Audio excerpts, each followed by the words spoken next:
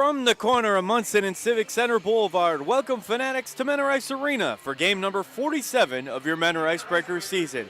Tonight, the Icebreakers hosting the Delaware Thunder. I'm Angelo Vallata, and thank you for listening right here on YouTube.com. Your home and away home for all Menor Icebreakers games on this Sunday afternoon. And momentarily, I'll be joined alongside on color commentary communications manager Jared Tennant for what is the pivotal fulcrum of both the Icebreakers and Thunder season. It isn't the season wrapped up all in a nutshell today, but with the Delaware Thunder only 6 points behind the Icebreakers in the Eastern Division standings, and this being the last home meeting between the two teams here in Northeast Ohio, there is an excitement in the air in mini playoff atmosphere here at Menor Ice Arena. We are glad to see the Fanatics on hand, but if you're listening at home, we're trying out something new today. All right, Fanatics listening in the Menor, Ohio area, today you can be part of the game from the comfort of your own home. Just type the letters MIB into the live chat stream here on YouTube.com before the end of the second period to enter for our brand new second period Fanatic Finish giveaway. One lucky fan will score some Icebreakers merchandise. If the random Icebreakers fan wins, here's how it'll happen. If the Icebreakers score the last goal of the second period today, one random fan will earn a Menor Icebreakers sweatshirt. And even if the Icebreakers do not score the last goal of the second period, that fan will still win a puck and Icebreakers lanyard. All prizes must be picked up at our Menor, Ohio office during business hours. It's our second period Fanatic Finish here at Menor Ice Arena. So once again,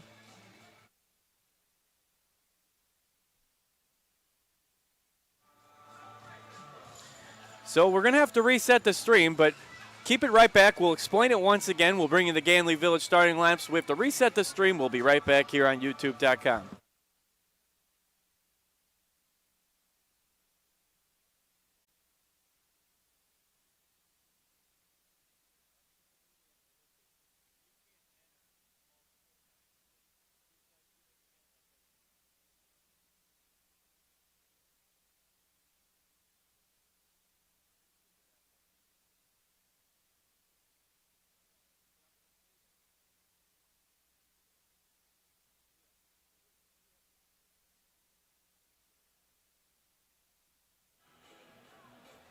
All right, welcome back. Sorry for the technological stream problem. Thanks for keeping it here on YouTube.com. Just want to tell you once again, and remember, you can only enter once. So if you enter a million times, doesn't mean you have the first or millionth entry.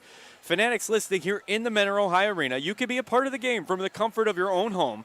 Just type the letters MIB into the live chat stream before the end of the second period to enter for a brand new second period Fanatic Finish giveaway. And one lucky fan will score some Icebreakers merchandise. If the Icebreakers score the last goal of the second period today, one random fan will earn a Menor Icebreakers sweatshirt. And even if the Icebreakers do not score the last goal of the second period, that fan will still win a puck and Icebreakers lanyard. All prizes must be picked up here at Menor, Ohio during business hours at our office. More information as these periods roll on. But Jared, let's take a look at the starting lineups brought to you by Ganley Village Automotive. Taking a look at Delaware's starting lineup for tonight. In goal, it's Aaron Taylor, which for Icebreakers fans could be bad news if you remember Aaron Taylor had that 51-save game here in this building back in mid-November. Left wing, Darius Davidson. Right wing, Thomas Municello. And centering that line is Mark Simonetta. Left defenseman, Charlie Pence Jr., and on the right side, Brian Dunford. That's the lineup for the visiting Thunder in this very pivotal game here for both teams' seasons waiting in the rafters. The lineup for the guys in double blue, making his debut, Baby Shark himself. He loves dancing to it. Number 31, former Rumblebee and Thunderbird, Jake Mullen makes his home ice and icebreaker debut. Left defenseman will be number 11, Dominic Horvath, the Toledo, Ohio native. Right defenseman will be number 23, Mark Steele. Centering the line will be Blake Nada, number 10. Left wing, Brendan McKenzie, number 9. And right wing, number 24, Austin Weber. We'll tell you about all the new faces. Remember, type in MIB here on the live chat stream, and we'll step away. We'll be back with the national anthem and opening puck drop from Menor Ice Arena.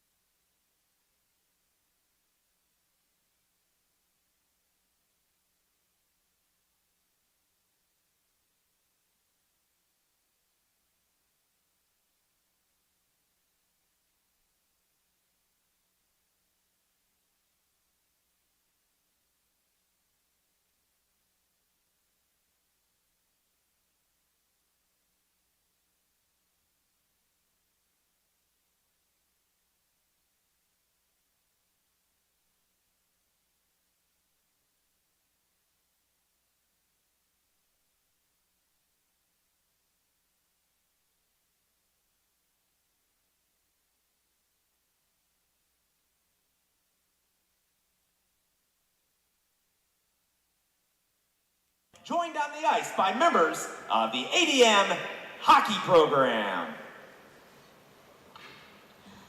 Oh, say, can you see by the dawn's early light what so proudly we hailed at the twilight's last gleaming, whose broad stripes and bright stars through the perilous fight, Lord, the ramparts we won were so gallantly streaming, and the rockets' bright glare, the bombs bursting in air, gave proof through the night that our flag was still there.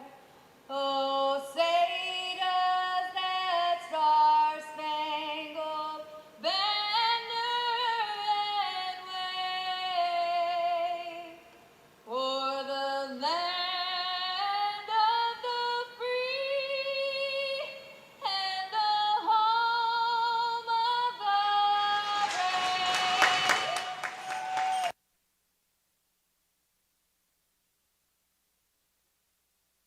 Would like to recognize holding the Icebreakers. And great national anthem there by Amy Woody here on ADM Hockey and Kids Club Night as the little guys out there on the ice. All brought to you today by Moe's Southwest Grill. And Jared, we're going to have a lot to update our Fanatics on throughout this game. A lot of new faces once again, and the Icebreakers, most importantly though, with a 6-point lead in this FPHL Eastern Division standings. But there's a lot to get to once again for the Fanatics, and hopefully the guys that take the ice tonight, we're going to see a fired-up effort.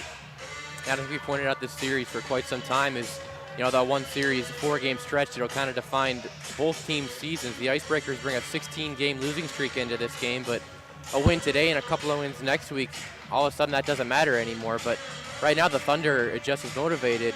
With a win today, they can take over 4th place in the Eastern Division in that final playoff spot based on points percentage. So as the teams take to the ice here, it'll be the Delaware Thunder in their road white, silver, and black jerseys with black number silver trim. They'll move left to right. The Icebreakers in their double blue, dark blue jerseys with light blue and white trim. White numbers will move right to left. 19:55 on the clock, and we are underway from Menor Ice Arena. The Thunder in town for the first time since Saturday, November 16th.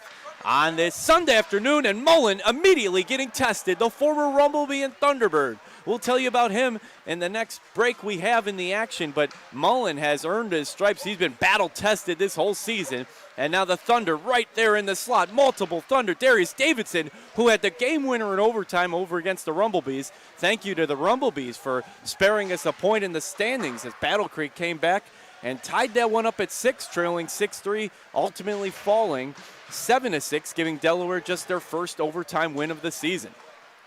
And now it's Anton Kalinin. He had a 6-goal performance last week, and he winds up from the slot there, and the low save made by Mullen. So Jake Mullen, the next icebreaker to take in between the pipes, started with Battle Creek, and despite an 0-15 record, had an .873 save percentage and had games with 68, 56, and 79 saves. After getting traded to Carolina with a 6'3", 172-pound native, win 9-2-0-2 with a .910 save percentage and 2.51 goals allowed to game. The Idaho native has 2 shutouts as a Thunderbird and is related to former NHL player Joey Mullen, who played with the Blues, Flames, Penguins, and Bruins from 81 to 97. Well, now it's Jake Mullen playing for the Icebreakers, and we'll see, can he give us the added boost back there tonight, Jared? Yeah, right now Delaware kind of setting the tone early. Had a few early shots in the first minute of this game. Jake Mullen, minute and a half in, has already faced 5 shots. And he is no stranger, as we said, a 79 save performance, topping his 56 and 68 save performances as a Rumblebee. That came against the team he would go on to play for, the Carolina Thunderbirds. Right now, though, it's the Thunder moving the puck into the neutral zone. And Tyler Homar, the Cannon, Ohio native, cycle it back to Mark Steele, former Rumblebee as well. Just to keep you in line with some of the new numbers, Brett Gummo wearing number 3 for Menor. Ty Rickaball 5, Billy Rapone 7, Mackenzie 9, and here comes Parker Moskal, former Icebreaker. Stick handles his way through. Mullen closes him out. Good job by Mullen to stop Parker Moskal on the score there. It'll be interesting to see his first trip back here to Menor Ice Arena, briefly spent with the Columbus Thunderbirds, or Columbus River Dragons, And also you see Kodiak White Duck will be wearing the number 14 jersey. Joe Molfetta, the 15 jersey tonight. Tyler Homard, the 20 jersey. And Austin Weber, 24. Jacob Wolf, 26. And it's Mullen, 31 in between the pipes. The new faces and numbers to take a look at for the Icebreakers. And White Duck, will actually be wearing the 15 jersey. So if we didn't confuse you, I'm sorry about that. Moskal now from the left circle, trying to get past this man, Blake Nada. And Henry Berger will pick up the puck. He's trying to work it into the neutral zone and eventually does.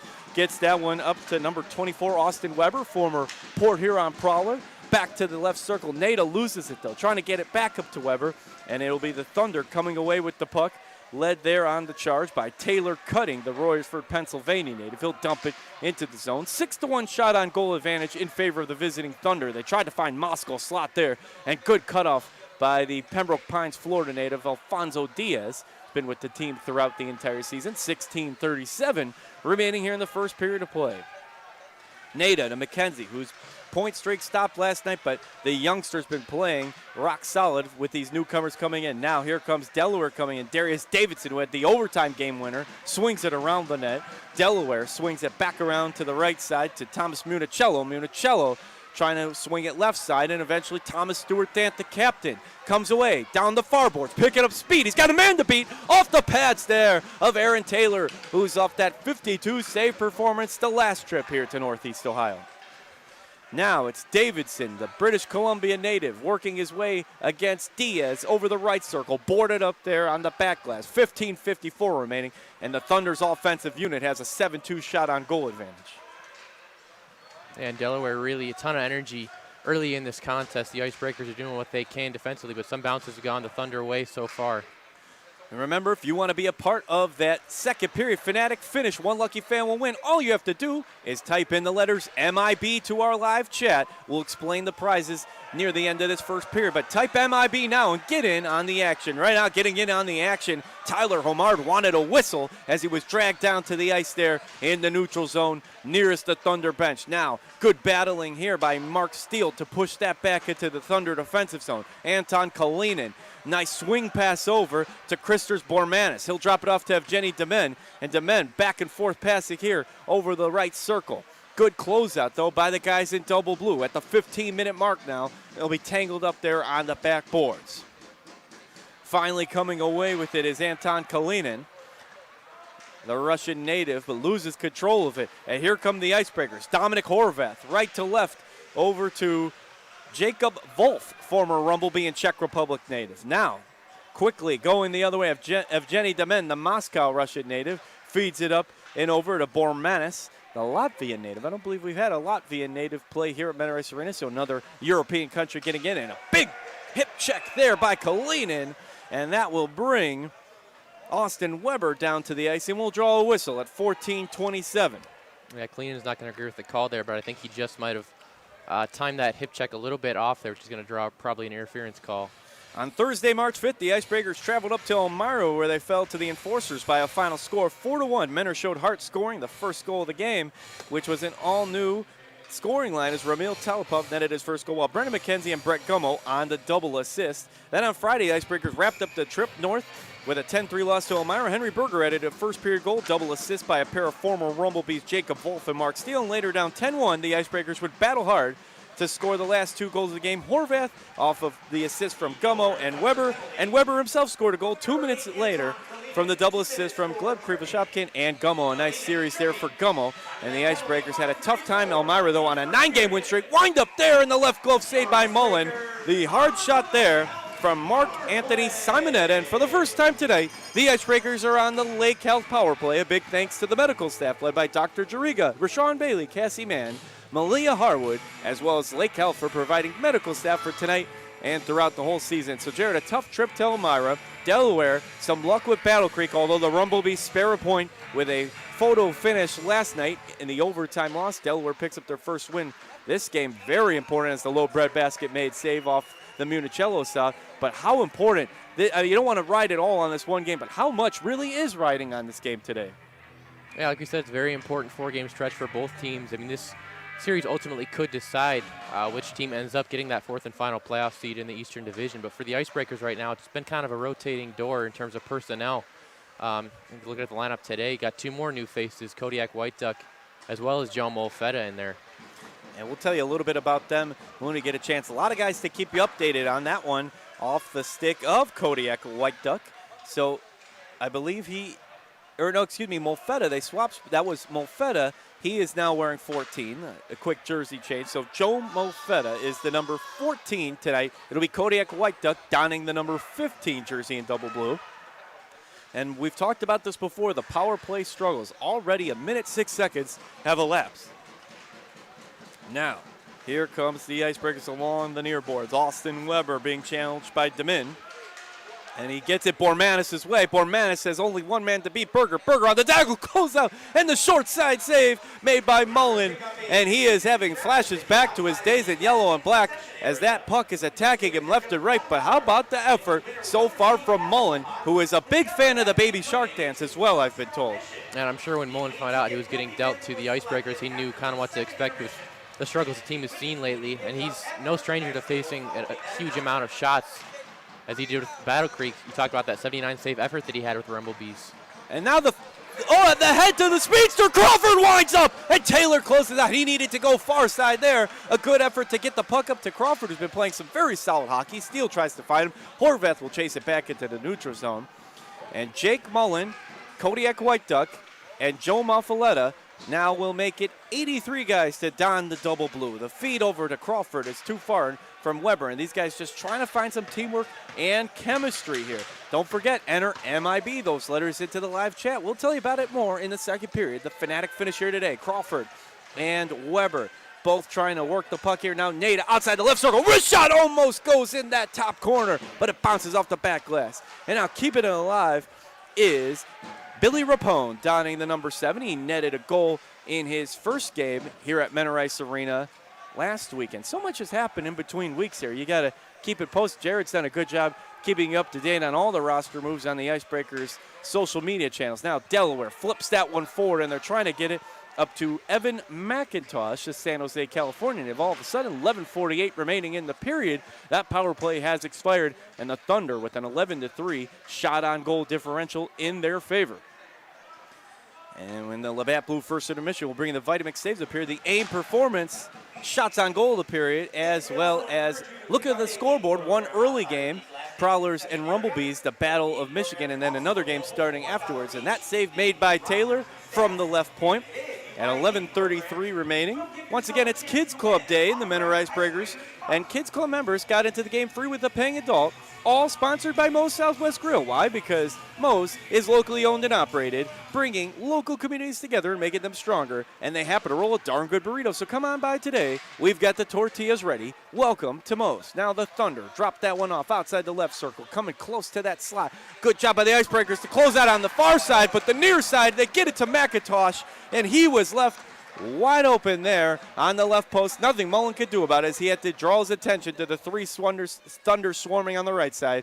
And at 11:20 in, the Thunder have found Twine for the first time, up 1-0. That's been an issue throughout this losing streak, is just covering guys in the defensive zone. And right there, Evan McIntosh is just left all alone on the backside. Nothing Mullen could do about it. And Evan McIntosh picks up the big goal there. His 7th of the season, 16th point of the year for Evan McIntosh, the San Jose native. And Menor has struggled when they haven't scored first, so they need to rebound because this is a must-win game. Their next 3 trips will be all up in Harrington, Delaware at the Thunderdome at the Center Arena, and those are just as important, but this is the only time you get the Thunder on your home ice the rest of the way. One of these teams is going to make the playoffs. One isn't, and Nada says, oh my, he sends that guy over the bench. That was Brian Dunford, who went back to Murraysville, PA on that hit. Maybe the single hardest hit I've seen, and hopefully he is okay, as that was a wallop from Nada. don't know if you remember last year around Christmas time when the Icebreakers were playing the Elmira Enforcers.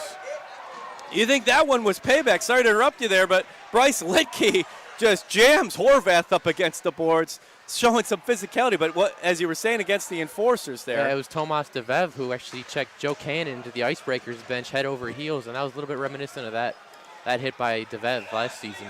And you are going to see some fire officials trying to get this one in line.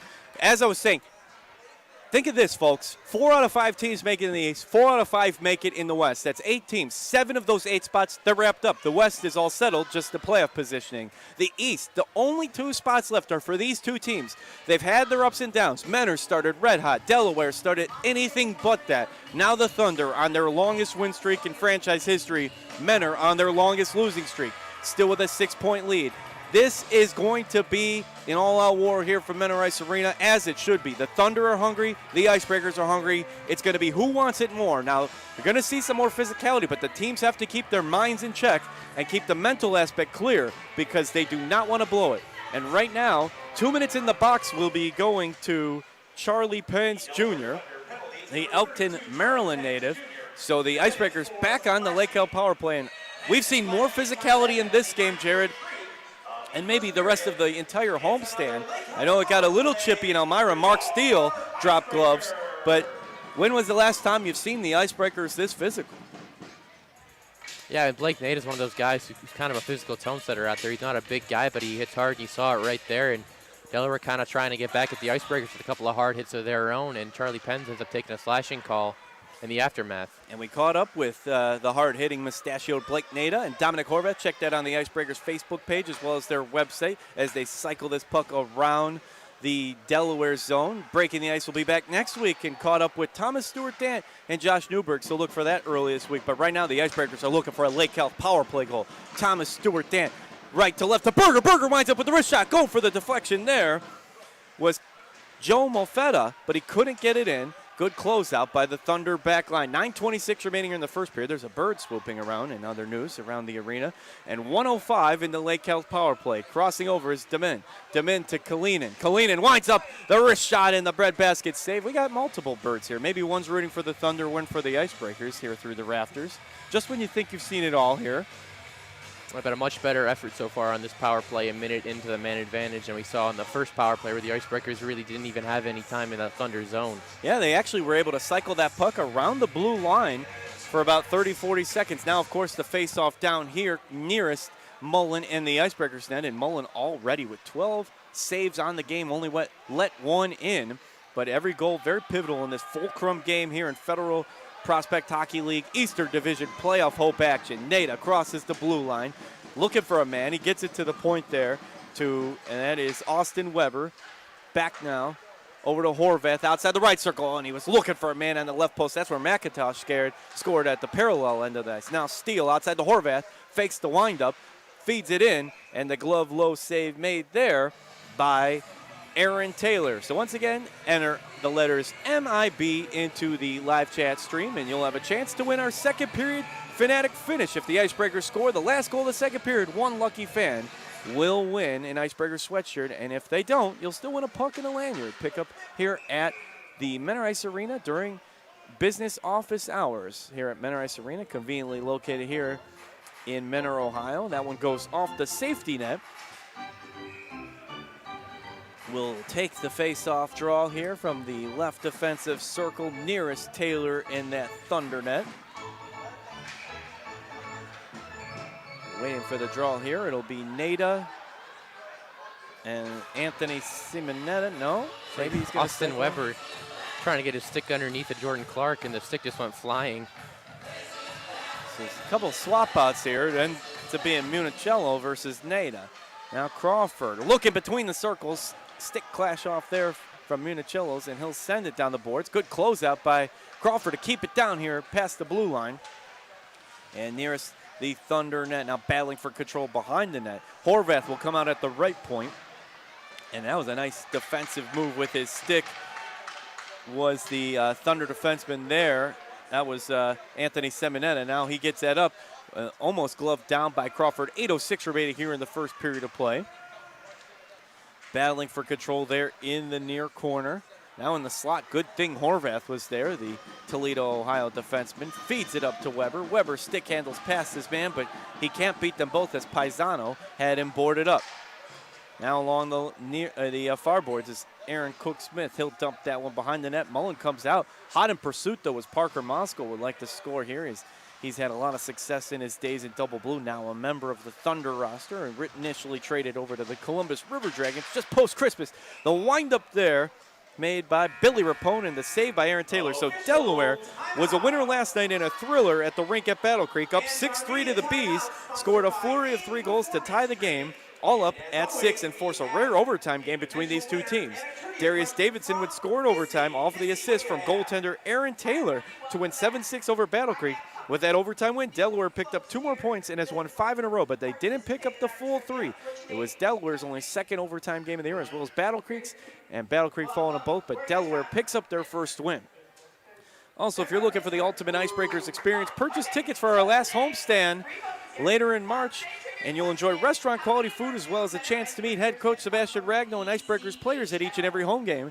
Tickets start at just $30 and are available at mentoricebreakers.com or by calling 440-290-8502. And next time you're here, check out our mobile team shop next to the bleachers to get your official Icebreakers merchandise. Gear up for the rest of the season and possible playoff run right here. So what have your thoughts been so far, Jared, in just over the first half of the period? All right, now just want to take a look around the league really quick because something ridiculous just happened in Battle Creek. You thought Jake Mullen's 79-save game was kind of amazing. Well, Joel Eisenhower, the former Icebreaker, just made 90 saves in a 6-4 loss against Port Huron. 90 saves. Wow. There isn't too much more. That has to be some kind of record. Did he earn a star? He was second star. Okay, I can't believe they didn't give him first star in his own rink. What the heck was? How many shots did they rattle off? 96-26, they were outshot. So a plus 70 shot on goal. Wow. If you've seen it all in the FPHL, tune in for one more broadcast and you'll see something else you've never seen. That is unbelievable. 7:18 remaining, wide open net. Mullen got pulled out. He butterflies his way back over. Good thing, as Delaware at an open net. Now he'll slide over to make that. That is incredible. Hats off to Joel Eisenhower. Any goalie, that has to be an FPHL record. If anyone has heard differently, type it in, because I have a hard time believing, although there's some FPHL records that are outlandish, 90 saves is incredible. You're talking about a 10 away from the century mark. It'd be crazy for 2 players to combine for 90 saves in a game, but one guy doing it. Now imagine having the call for that game and the flurry of shots you'd have to keep up with. That's not easy on the broadcaster either. So now the Icebreakers in the neutral zone. Weber trying to maintain possession of the puck. Will send that along the near boards. Thank you again for joining us on this Sunday afternoon matinee game. Glove back out, deflection by Taylor. Icebreakers have had their struggles with Taylor. Looking to crack through now. And battling for it in possession. Parker Moskal intercepted there by Weber. Neither team able to maintain position. McKenzie winds up and goes just wide left. Now cutting back is Moskal. He'll avoid the Nada hit.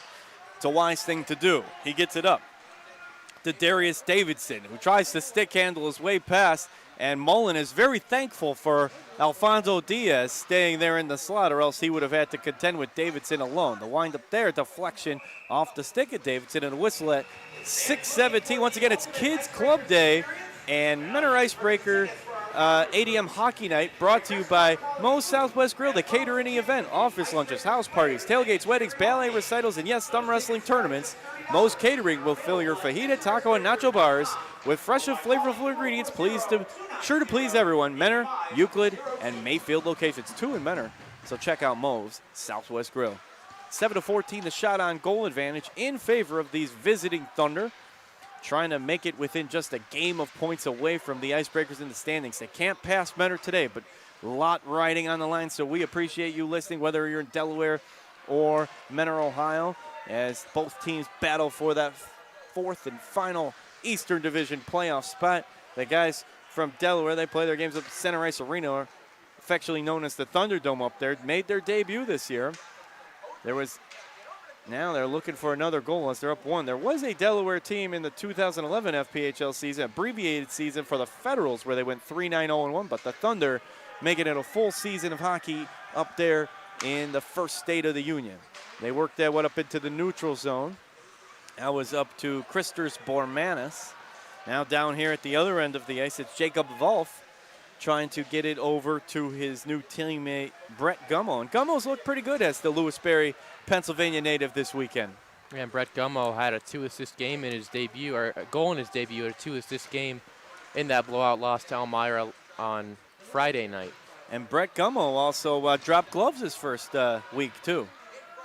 Now between the circles, Delaware trying to get that shot off was Damin, but he couldn't get it off. Did it from a kneeling position. That one dangerously at eye level, but knocked back down by Mullen. Mullen has been solid back there despite giving up the one goal. Now Evgeny Damin looking for his man there at the left point. It's Pence Jr. High deflection off the pads there, almost goes out of play. Stays in bounds here along the near boards. 4:27 in a very fast-moving first period, an action-packed one.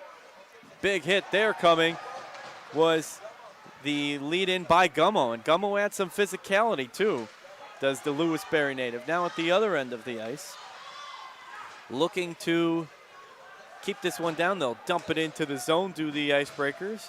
That was Joel Molfetta. I don't think I realized just how big Anthony Paisano is. Listed at 6'5", 285, and he looks every bit of that. That's a big guy. Huge. Paisano not messing around on the ice for Delaware. Big hit was there, but evaded by Diaz. Now in that near corner, and a whistle on the ice. I think the Icebreakers are headed to the penalty kill here for the first time in this game.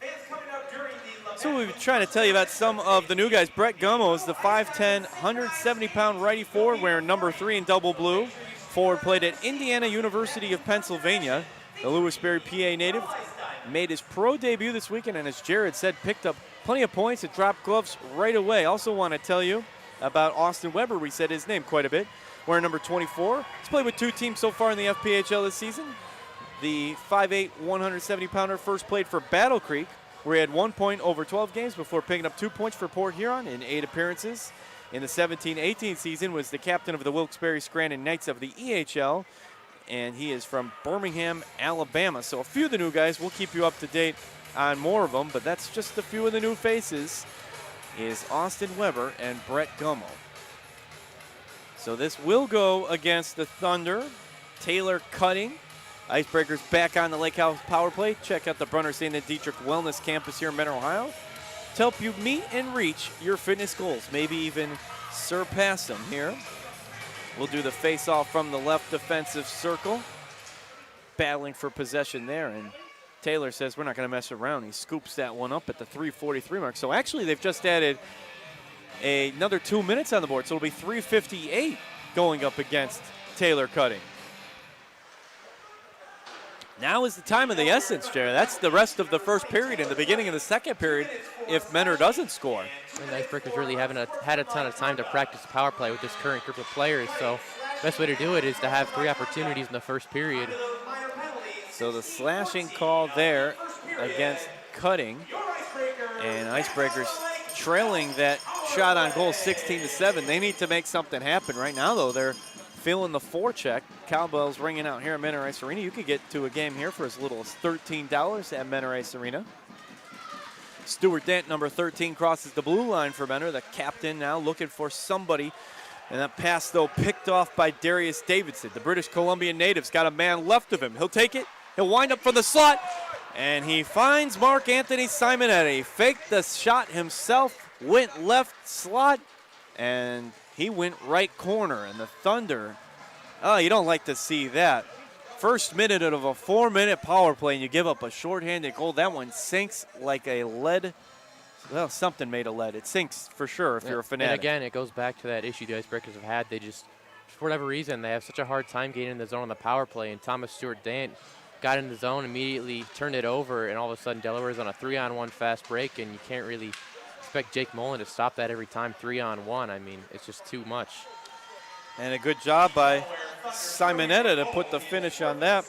And that will be his 4th goal of the season is for number 44. The assist to Davidson, who had the game winner last night. And he sets that scoring play up as he faked his own shot. And 2-0 for Coach Sebastian Ragnow. That's the deficit he's looking at. And trying to keep Jake Mullen, who's no rookie by any means, but in his first game with the Icebreakers, strong here as they'll head to the Labatt Blue first intermission. Now, the Icebreakers have been battling, and they score there, and they battle right back. That'll help the first intermission a little bit more as Blake Nada scores off the deflection. And they make it a one-goal game just seconds later. I was going to say, what do you talk about in that first intermission and reset? Well, you still reset a bit, but it makes it a little easier when you finally pick up a power play goal. And the big thing here is with the 4-minute power play, there's still 2:40 left. The Icebreakers will have to work with to try to maybe tie this game up here before the period ends. So or it was, at the 2 minutes, that is. So it's Blake Nato, who we caught up with on the break in the ice, the physical Brooklyn, Ohio native on the deflection there. On the right post, he was hanging out. So what a shot there. That changes things up. It was a mere 28 seconds after the Thunder goal. And it picks up his second goal of the season. We'll see who gets credited on the assist for the official scoring line. So Henry Berger and newcomer Austin Weber pick up the double assist, and just like that, it's a 2-1 lead. 10 shot on goal advantage for Delaware, but cutting that lead in half is huge for Coach Sebastian Ragno as he will get his team ready in the first submission. First, want to close out this one because minute 32 of the minute 58 remaining in the first period of play, the Icebreakers still find themselves on that Lake Cal power play since it was a 4-minute variety. And this is the way you would like to end the period. It almost looked like the exact opposite way you'd want to end, and now all of a sudden, things have changed. The fans are back into it here, and they got Horvath, who was hanging out in the slot from Homard, and that would have tied it up at 2 and made it a very active power play. Would have been a shorthanded goal and 2 power play goals on the same draw there.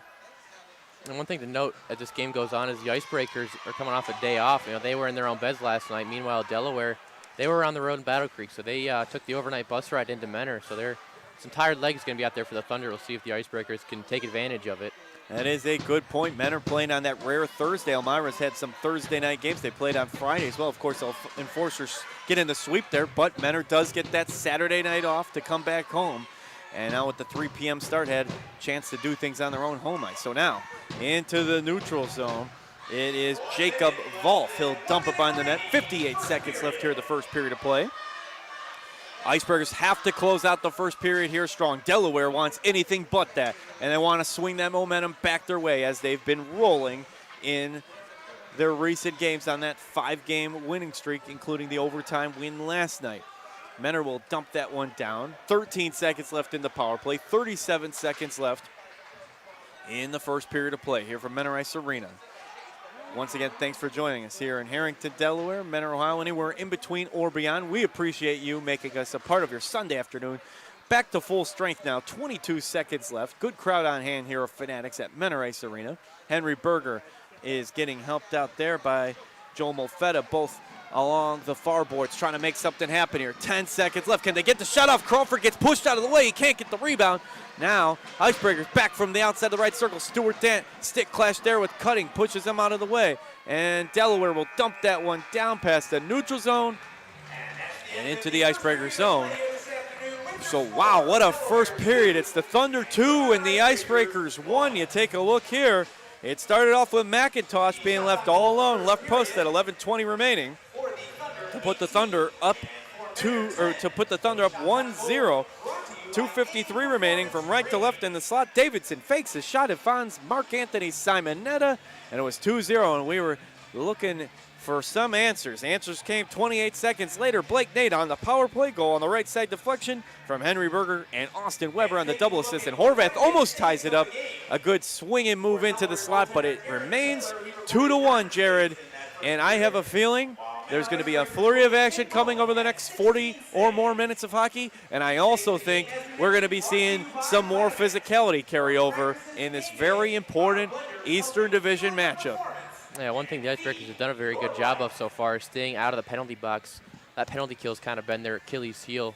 You know, they gave up those 3 power play goals in the 4-1 loss against Elmira. Then second night in a row, they gave up multiple power play goals on Friday. So far so good, just staying out of the box. And Thunder are kind of the opposite right now. 3 power plays for the Icebreakers in the opening period, and they capitalized on one of them. You know, that is actually a great point you make about them staying out of the box as the Icebreakers is with all the new personnel and maybe not total chemistry, obviously not there. They're focused on the things you got to control, the things you can control. And one of those things is keeping your head and your wits out there on the ice. And so far through the first period, the Icebreakers have done that. Of course, the Thunder, would be remiss without saying, a flurry of action. They unloaded 5 early shots on goal. And when we return for the Labatt Blue first intermission, we'll bring you all that good stuff. Take a look around the league as well. We'll tell you one more time now, and then we'll bring it up in the second period, is that we have our Icebreakers new second period Fanatic finish giveaway. One lucky fan will score some Icebreakers merchandise. If the Icebreakers score the last goal of the second period today, one fan will earn a Menor Icebreakers sweatshirt. And even if the Icebreakers do not score the last goal of the second period, that fan will still win a puck and Icebreakers lanyard. All prizes must be picked up at our Menor, Ohio office during business hours. So type in MIB even during this intermission. We'll pick one lucky winner, and that we'll see how that second period unloads. So if the first period was the second period, that person would be winning an Icebreakers sweatshirt. So we'll see what's going to happen here, and it'll be a fun 40 or more minutes left to play. And again, it is ADM Hockey and Kids Club night. Want to remind you that you could be a part of the Kids Club, and more information on that next year as well. And they got in for free today with a paying adult. The Thunder 2, the Icebreakers 1. Keep it here on YouTube.com.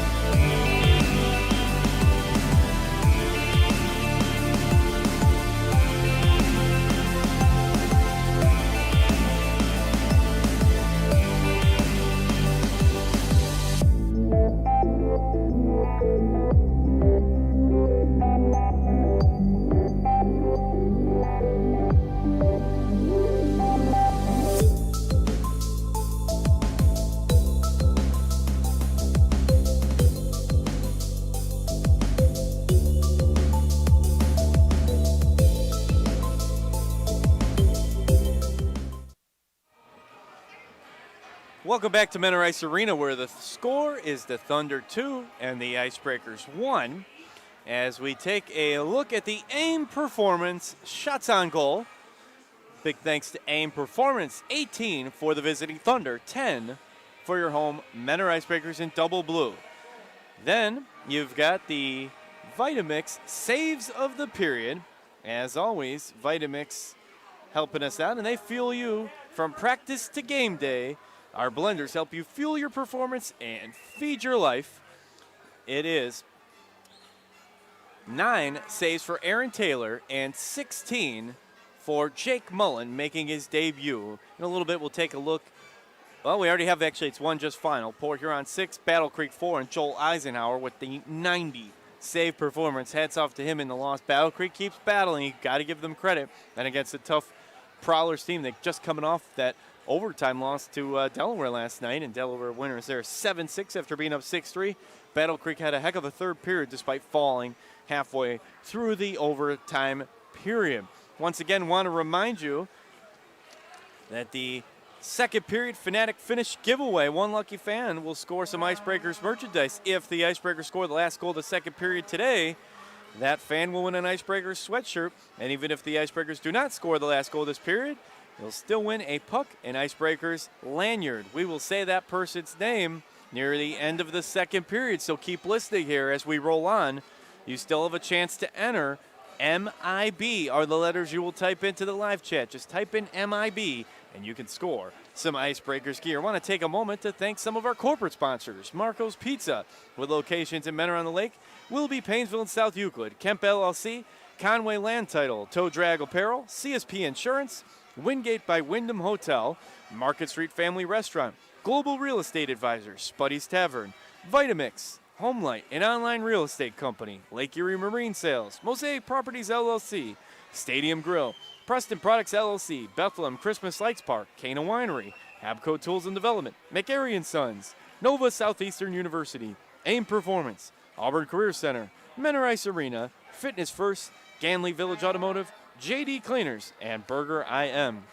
Also want to give a big happy birthday shout out, happy 34th birthday to my brother-in-law Corey, who's in attendance here today watching the Icebreakers. So thanks, Corey, for coming out, and hope you have a great day. And you can get here too at Menor Ice Arena. There will be a homestand, and that's what I want to tell you about coming up here. It's going to be in a couple weeks. The final homestand is March 27th to the 29th in 2020. It's Fan Appreciation Weekend. Kids Club members, mark your calendars for March 18th, by the way, for practice with the Icebreakers. Come and watch practice and skate around with the team and finish with lunch and hanging out with players. That's a cool Kids Club event. For more information, contact our team office at 440-290-8502. Check out the away stream on the FPHL Live for the Icebreakers next couple weekends away. But when they come back, don't forget, it will be Fan Appreciation Weekend. And the only time we'll see the Watertown Wolves here, a team that we saw so much of last year and started off the season on the road up there against. I want to take a moment, though, to catch you up on a lot of the newest Icebreaker players. So out there, we've seen Brendan McKenzie. He was signed on February 27th, a lefty forward from Stouffville, Ontario, Canada.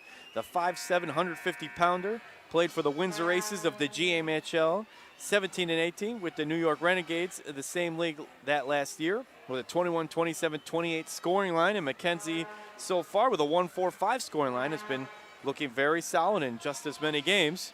Tyler Homard was signed on the 28th of February, played at Kent State University. The 5'10", 195-pound lefty is a Canton, Ohio native, and he dons the number 20 jersey. Ty Rickabaugh, number 5, was signed on the 20th as well. 6-foot, 180-pound defenseman, hails from Johnstown, PA. Spent last year with the WSHL's Oklahoma City Junior Blazers. Billy Rapone also signed on the 20th, a righty 5'8", 160-pounder from Greensburg, PA native. He wears the number 7, two-time NAPHL champion, and a 2019 U1 USA national team member. Jacob Wolf played 20 games for the Battle Creek Rumblebees, where he turned in a 5'3" scoring line. 6'1", 181-pound lefty. He's a Czech Republic native, has played in multiple leagues overseas in Europe. His father, Radek, is Master of the World roller hockey coach, and Wolf wears the 26 in double blue.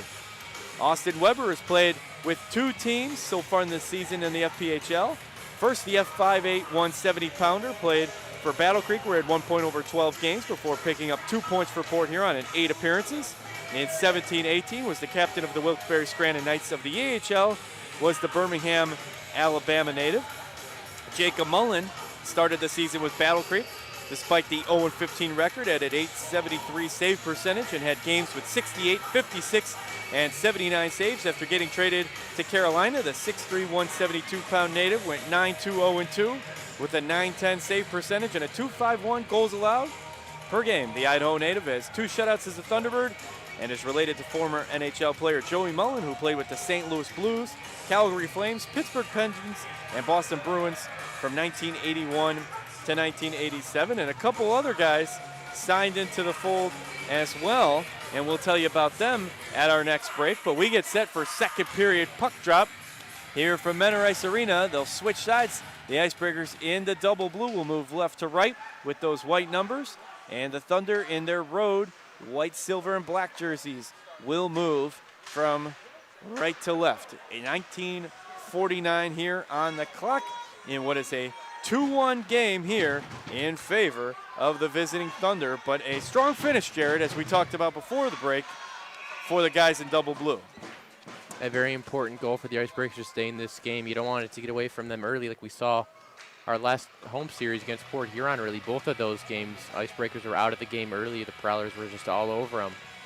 So Joel Mofetta was just signed this weekend, last night, the 6'1 righty forward. Played at Robert Morris Chicago and Indiana Tech, and hails from New Jersey, another one of the new faces. He'll be wearing the 14 jersey out there. So the Thunder now, they're trying to approach Mullen in the net, but the Icebreakers send that one down the left board lines. That's Brendan McKenzie. Nada now applying the forecheck.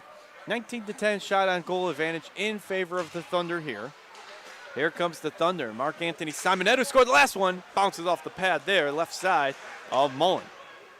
Mullen, the lefty, 6'3", 172 pounds, 9-17, 0-2 on the season in his first game as an Icebreaker.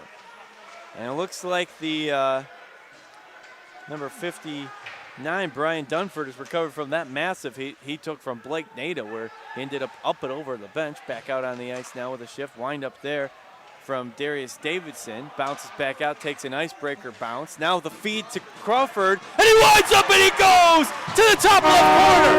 And right there, it was simple. He used what he does best, his speed. And Crawford on the breakaway goes opposite corner. Icebreaker goal. We are tied at 2. And Isaiah Crawford's the guy that's been really stepping it up over these last few weeks, as the Icebreakers have really needed him more than they've needed him all season. At the second breakaway of the game, and he capitalizes that time on Aaron Taylor. And it's 2 in a row for the good guys in double blue here tonight, if you're a Fanatic. On the 11th shot on goal, 18:31, the fast break right side, and Crawford goes to the top left corner. How about that one? And the Fanatics here are loving it. Thunder definitely got to be a bit tired. They are after a battle-tested Battle Creek team last night. They won the series, but that one went to overtime. Extra play, had to get on the bus and travel to Menor, Ohio. So we'll see how they fare here, but they do have a 2-2 tie. And that is the 6th goal for number 8, Isaiah Crawford, the Detroit, Michigan native, the righty 5'8", 183, played at Trine University. And McKenzie picks up his 6th point in as many games. He has been lights out as the Ontario native, especially on the assist line. And Blake Nada, his 2nd point of the night on the assist. Nada been not only, he's had a physical presence his whole time here, Jared, but you've seen some more of the in between the lines from Nada as well, and really contributing in some scores lately. And that's one thing about Nada, even when he's not really contributing offensively, he's going to provide that physical presence. That's why he was actually supposed to make the team out of training camp before he had an injury and ended up not being able to sign until, I believe it was January. The Icebreakers ended up adding him. So Nada with a 2-point night so far, involved in both goals there, a goal and assist for the Brooklyn, Ohio native, hometown area, about 40-50 minutes away from here, Menor Ice Arena, Northeast Ohio. Closer towards Cleveland, a whistle icing there. Kodiak White Duck is the lefty forward, 6'1", 185 pounds from Quebec. And he had in 39 games in the GMHL last year, 47 points. So he had some offense as well. Does the youngster Kodiak White Duck joining the Icebreakers. And they, along with Mullen, making their debut today, become 81, 82, and 83rd Icebreakers to Don Double Blue. So we'll do the face-off draw down here at the left defensive circle closest to Mullen. That one will get dumped into the zone. Icebreakers playing with a renewed effort. They have shown that every game. They are proving. They just, even in the Elmira game, down 10-1, they score the final two. But now Moskal doing what he does, Buzz. Stick handling around the net, sends it off the crossbar. McIntosh on the rebound, and set up there by Moskal's move, and momentum, the fickle lady here today. 3-2 Thunder. And less than 2 minutes after, Isaiah Crawford gets the Icebreakers to tie this game up finally. Thunder come right back. Of course, there's Parker Moskal. You're talking about that skill. We've seen that too many times from him in this building, but a nice little backhander in front. The rebound pops out for McIntosh for an easy finish. And McIntosh, how about that? A 2-goal night for him. He's only got, I believe, 7 on the year, is it? Yeah, that would, well, no, 8 now. He came in, Thunder almost came in and scored right there. Came in with 6 goals. He's got 2 now. So now 16:44 remaining. Icebreakers will dump it behind the net. We'll get you the official scoring line here. Heard Aaron Smith there. That was announced on the first goal as well. Not sure if he's wearing McIntosh's jersey tonight. We weren't told. I swear that was number 3. Who can keep up with it? McKenzie tucks it in the right corner. Oh, I thought somebody just threw a puck in the air. A bird looked like it flew out of my hand here in front of the Breakers broadcast booth. Were you fooled by that bird? I'm not sure what's going on right now. We got the whole. I don't even know who's scoring. The scoreboard went out. We've got Austin Weber. I think that was Austin Weber on the wrist shot. Either that or McKenzie, and it was either Smith or Cook Smith or McIntosh. We might see a delay here. I think the scoreboard might have just reset on us. Even the Tron there is a bit dim. Does anyone know what's going on here at Menor Ice Arena? Things have gone a bit nutty. Too much action for even the electronics to keep up with. Well, that gives us a chance to catch up here for a moment. I think that'll settle things down here. It's like the scores table are calling for the officials to come over. Not sure the officials are seeing it. The scoreboard isn't on, and they're trying to drop the puck. That's an issue.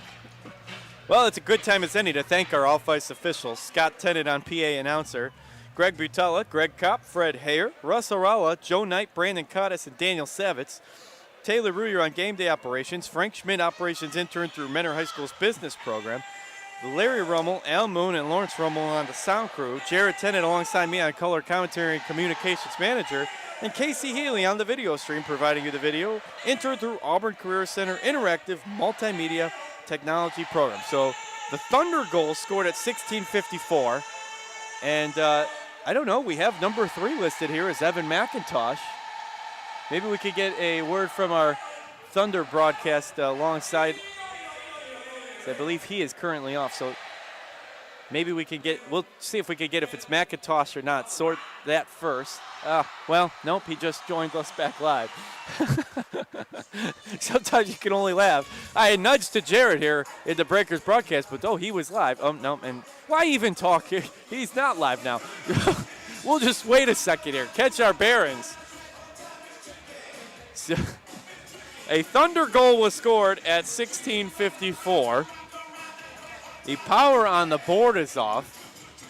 Here on Kids Club and ADM Hockey. I'll let Jared, did you get any word there? So we got some clarification. Okay. Evan McIntosh is wearing his own jersey, but I believe the first goal was credited to Smith. But that last one was definitely McIntosh. It was also credited to Smith. So Aaron Smith on the first goal, Evan McIntosh on the second or third Thunder goal. So Smith had the first goal. That was the left post one where it was all alone. McIntosh, though, is credited with this one and is wearing number 3, is what you're telling me?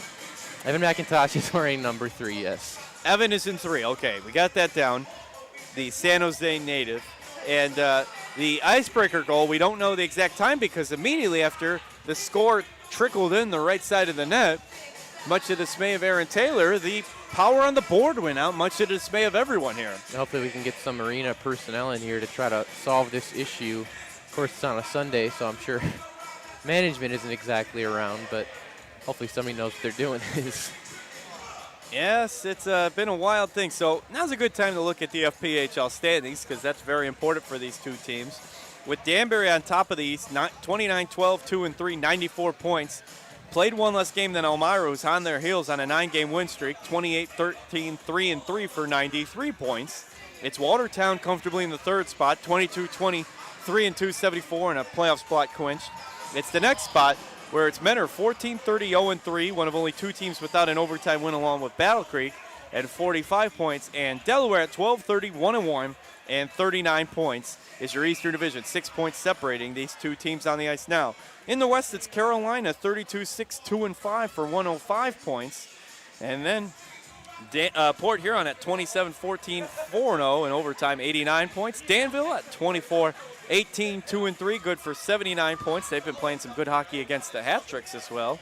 Columbus has been on a bit of a roll, 18-20, 6-1, most overtime wins this year. The expansion River Dragons, 67 points, and Battle Creek battling, but 144, 0-2, did pick up a point, 5th point. So when you look at these two teams, Delaware at 160 goals scored, 200 given up. Menor with 141 goals scored and 191 given up.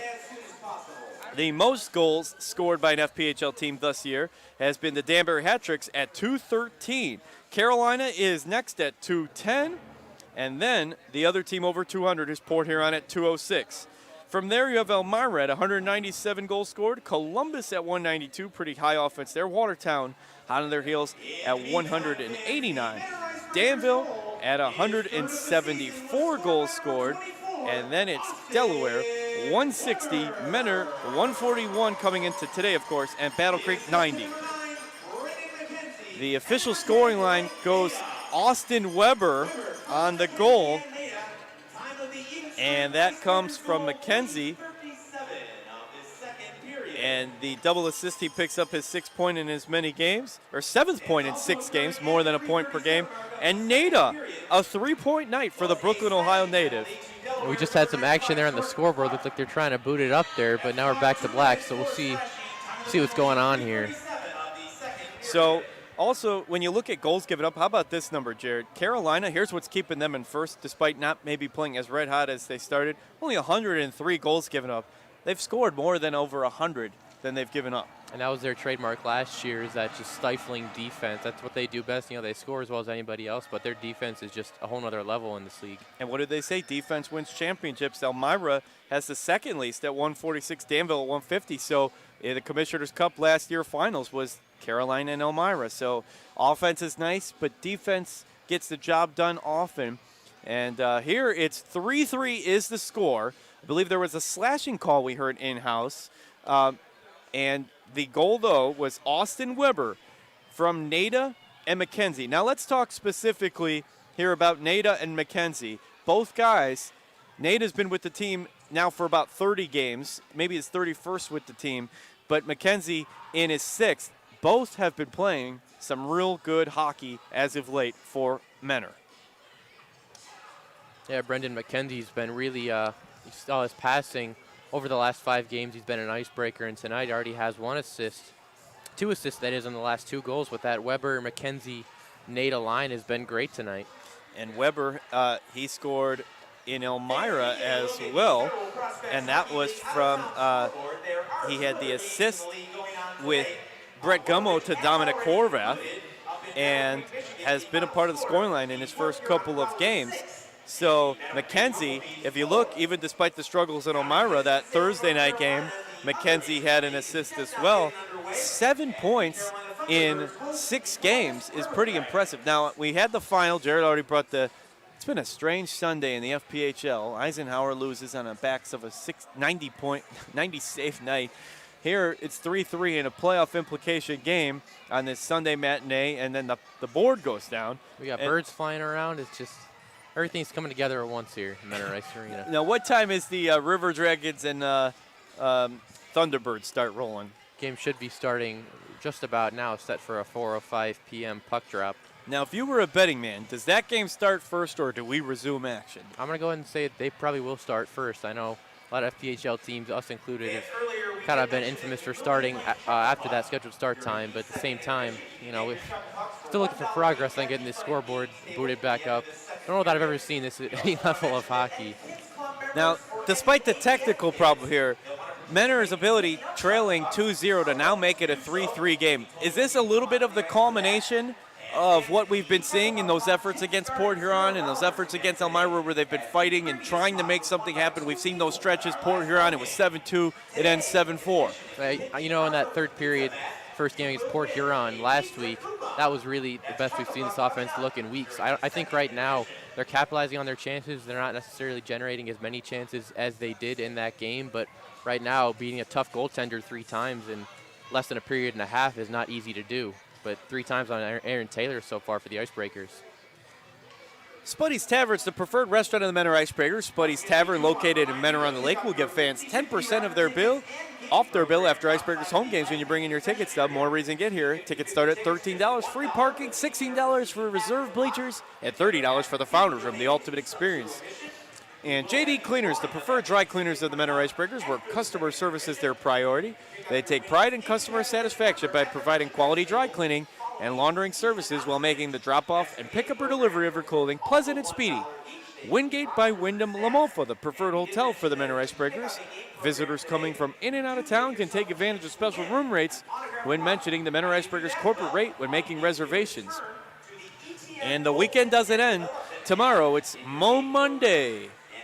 Sure, you might physically be at work or in school, but your mind is still on weekend time. That's why at Moe's we've got burrito specials that'll make you feel like it's a lazy Sunday, even when it's not. So end the weekend with Mo Monday and visit us at our Mentor, South Euclid, or Mayfield stores. Welcome to Moe's, 2 locations here in Mentor.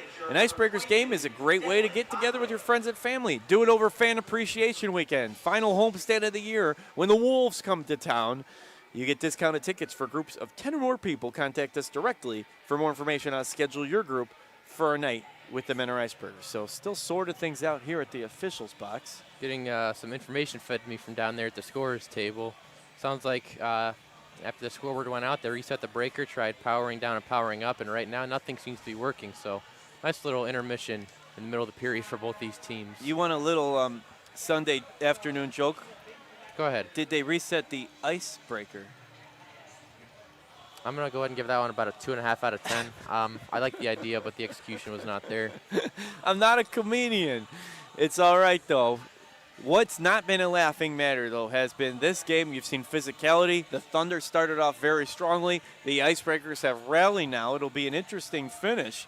And we're happy that you could join us here and stick with it through this, bit of the board bits. No one's fault. It's just that those things happen, and they would happen when birds fly through the arena, too. It's just one of those crazy kind of days. The game's crazy. The atmosphere's crazy. It's a great crowd on hand here at Fanatics. While we have a chance, though, it is the second period. We're still in the second period, right? We are still in the second period. We're only about 5 minutes in. I think they're messing around seeing if they can get the scoreboard to work on the video board, having like a custom scoreboard. I'm not sure we have anything prepared for that because we can't really anticipate this situation happening. Although we do have Larry Rummel leading our sound crew and graphics. He is a wizard, so if anybody could pull something out of his hat, it probably would be Larry. I think he has the power of that, Merlin-esque beard as well. So yeah, that does it for him. It's the beard, yeah.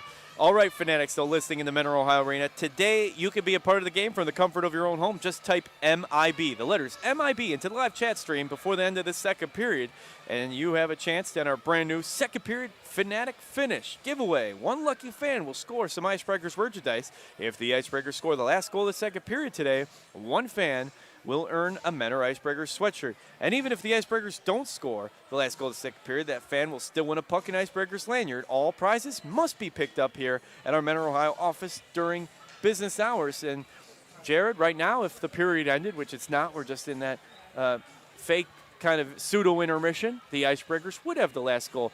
And what's the most impressive thing, though, about them bouncing back 2-0 here against the Thunder, who have been playing their best hockey as of late? Well, for me, it's getting that flurry of goals on Aaron Taylor. This is a guy that made 51 saves on 53 shots the last time these two teams faced off. It's still the most saves a goaltender's ever had against the Icebreakers, a single goaltender, that is. Now, when you look at the season series with Delaware, this is only the third time these two teams have played each other.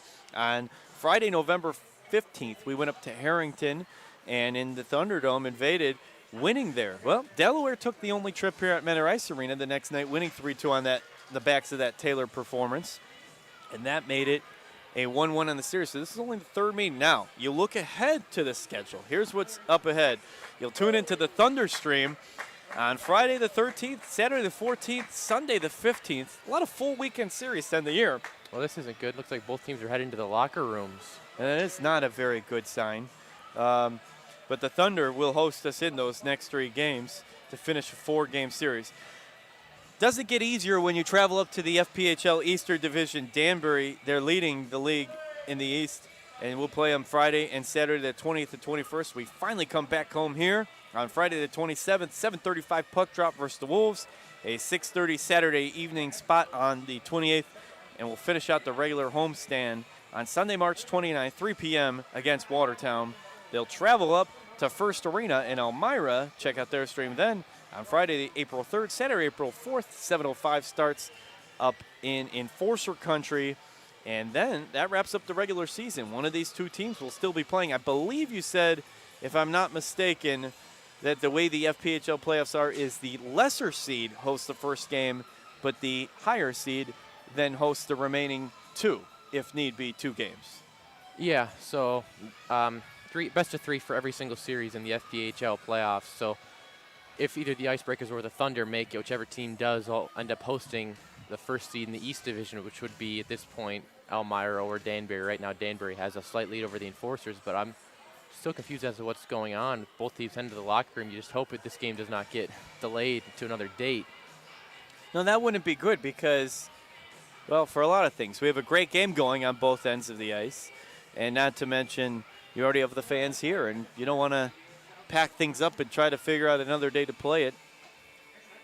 I don't know. We haven't had any confirmation, so we won't speculate yet. They do have a makeshift scoreboard that reads 3-3, which is the score, up on the Tron, which was added in this year. Good thing we did add that in, so we'll see what happens. Once again, Prowlers 6-4 winners over the Rumblebees, and the 90 save performance made there by Joel Eisenhower, former Menor Icebreaker.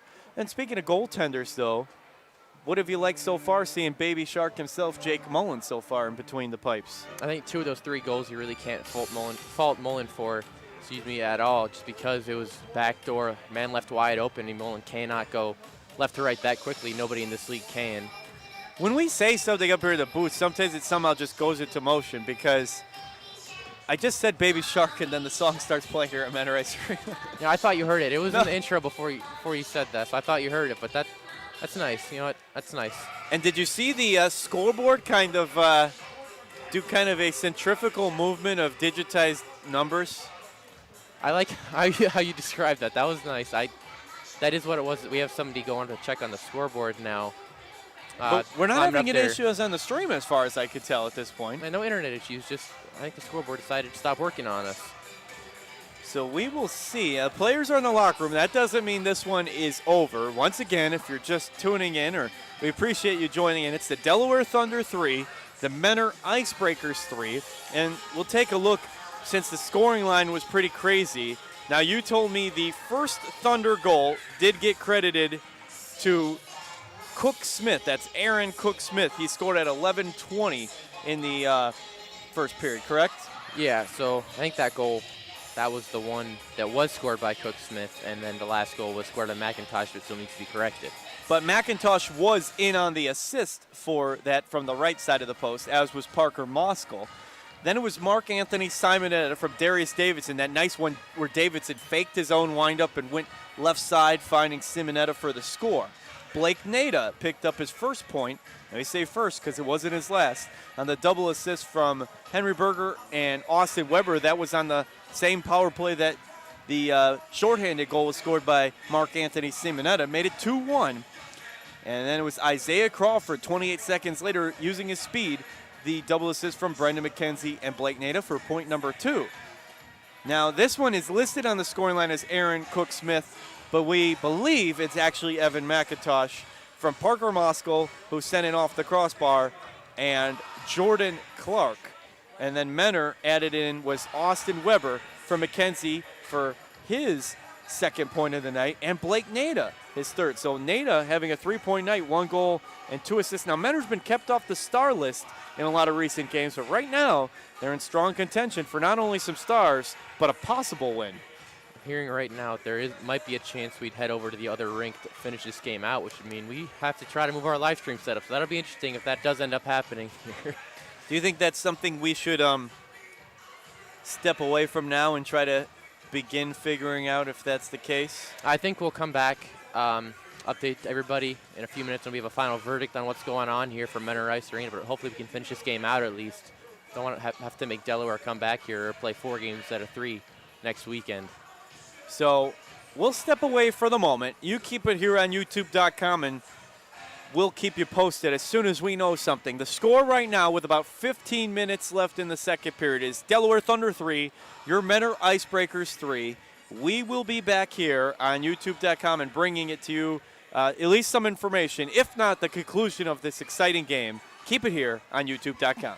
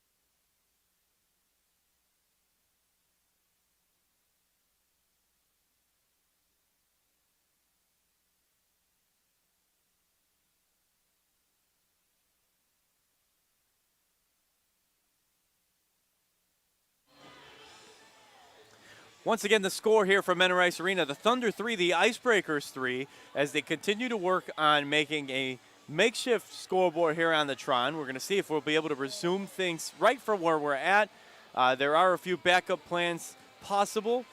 We don't have confirmation yet as they work to get it right here from the same spot that we've been playing. So no official updates, but just didn't want to leave you hanging. We will check back in a few moments if we don't have another update, or we will resume once we can. So thanks for your patience here for Menor Ice Arena. Once again, it's the Thunder 3, the Icebreakers 3. We'll be back shortly.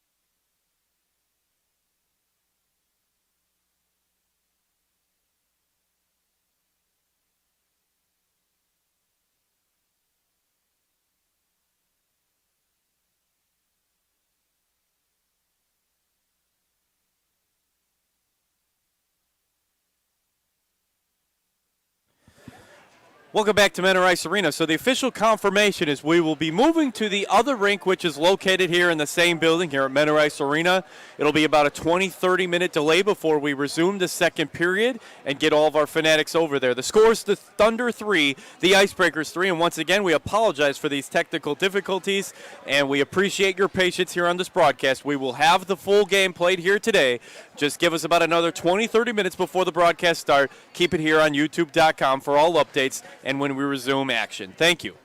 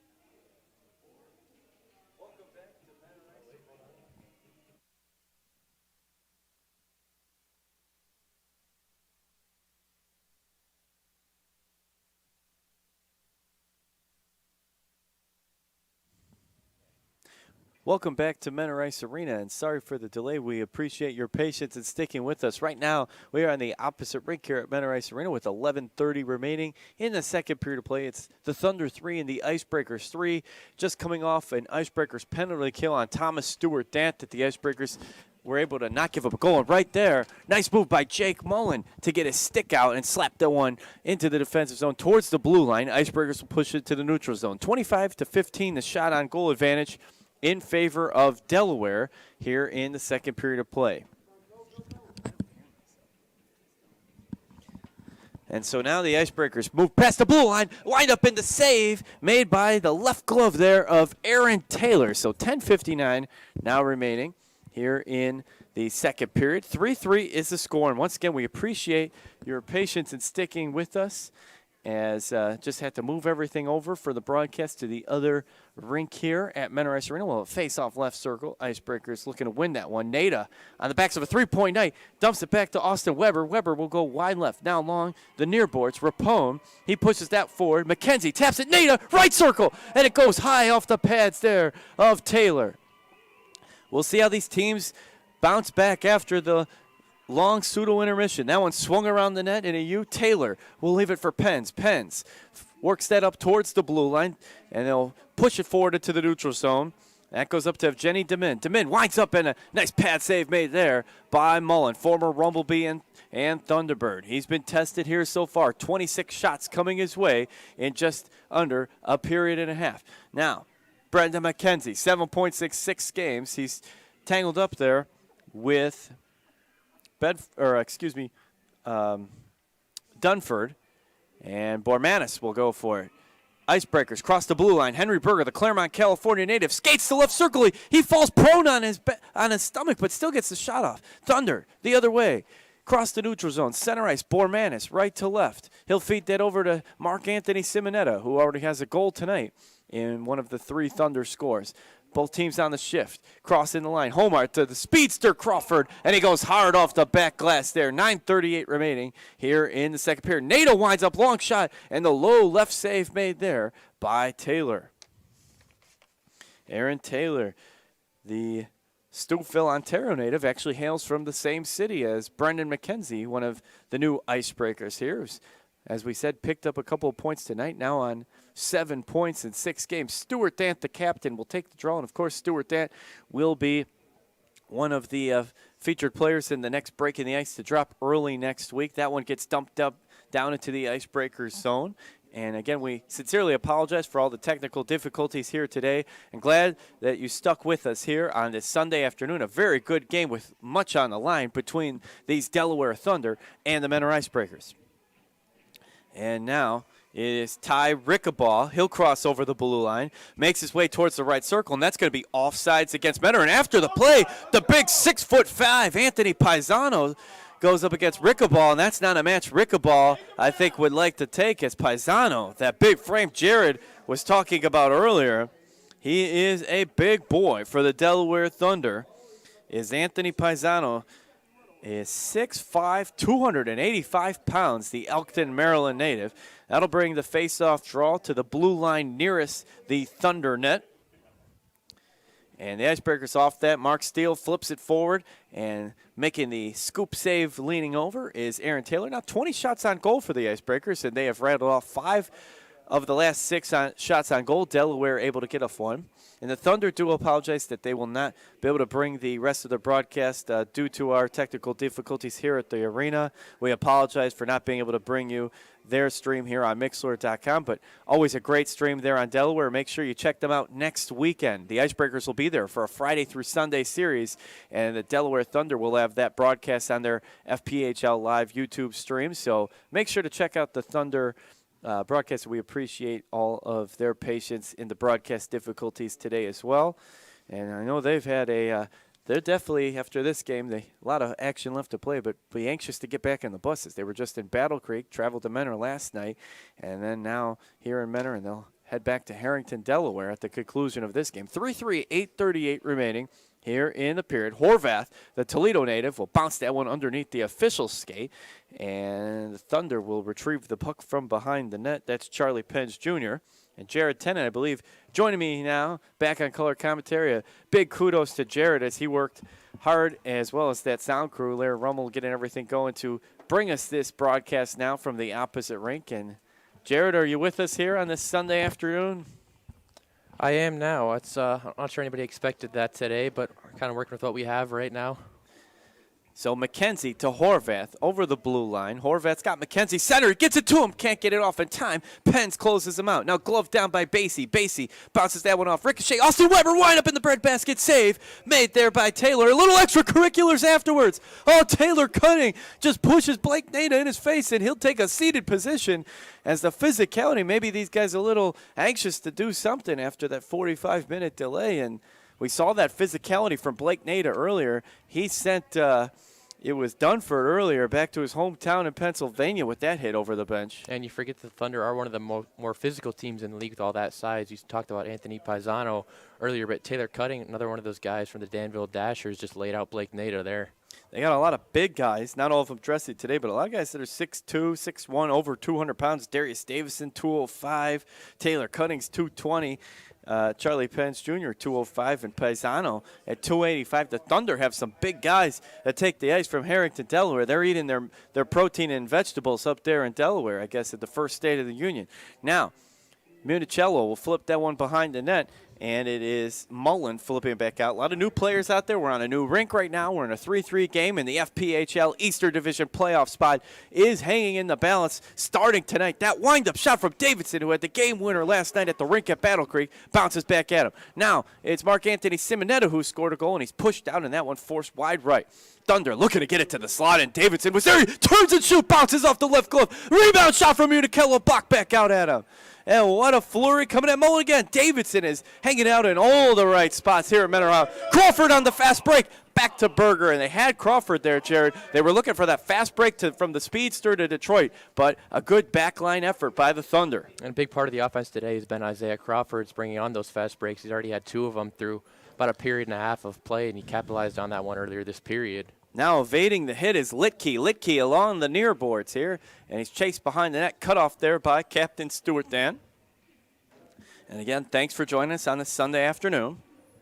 The big Paisano will evade the cycle back forecheck there from Brett Gummo, who dropped gloves down in Elmira, picked up several points, did Brett Gummo. First time I believe we're seeing him out on the ice tonight, though, so good to see Brett Gummo join the guys in double blue there tonight. Alfonso Diaz bounces that one off. He gets it up to his teammate there, Joe Molfetta, one of the newest Icebreakers. Signed last night was Joe Molfetta.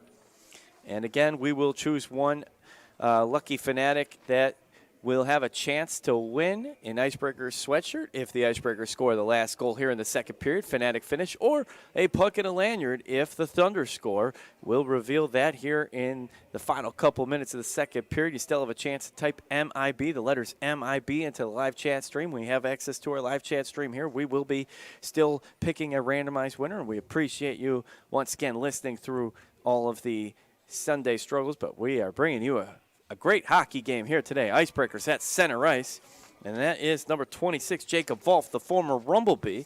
He'll cycle back there, evading Bormanis, but also hot on his heels is Evgeny Demin. And now the Icebreakers wind up Nada, who's looking for his fourth point tonight, goes hard off the backboards. And Blake Nada's been very busy. Couple big physical altercations in addition to a 1-2-3 scoring line so far as the mustachioed Brooklyn, Ohio native. They'll send that one off the backboards, and Aaron Taylor will come out with the stick. He'll leave it for his teammate there, Paisano. Paisano, one of two. Thunder from the Elkton, Maryland area, as Charlie Pence Jr. also hails from there. Now, Nada picks it off at center ice, right side, wind up in the breadbasket, save made there by Taylor. And Blake Nada was featured alongside Dominic Horvath as one of the Breaking the Ice features this week, and he is really showing what he wants to do out there on the ice tonight. He's really coming into his own, I think, over these last few games, especially on the season. Blake Nada scored his second goal of the year in 31 appearances tonight, but he's looked like a big part of the offense against this Delaware Thunder team. 5:17 remaining here in the second period of play. 27-24 evening out on the shot on goal count. That's in favor of the Thunder still. And a 3-3 game. The windup Mark Steele.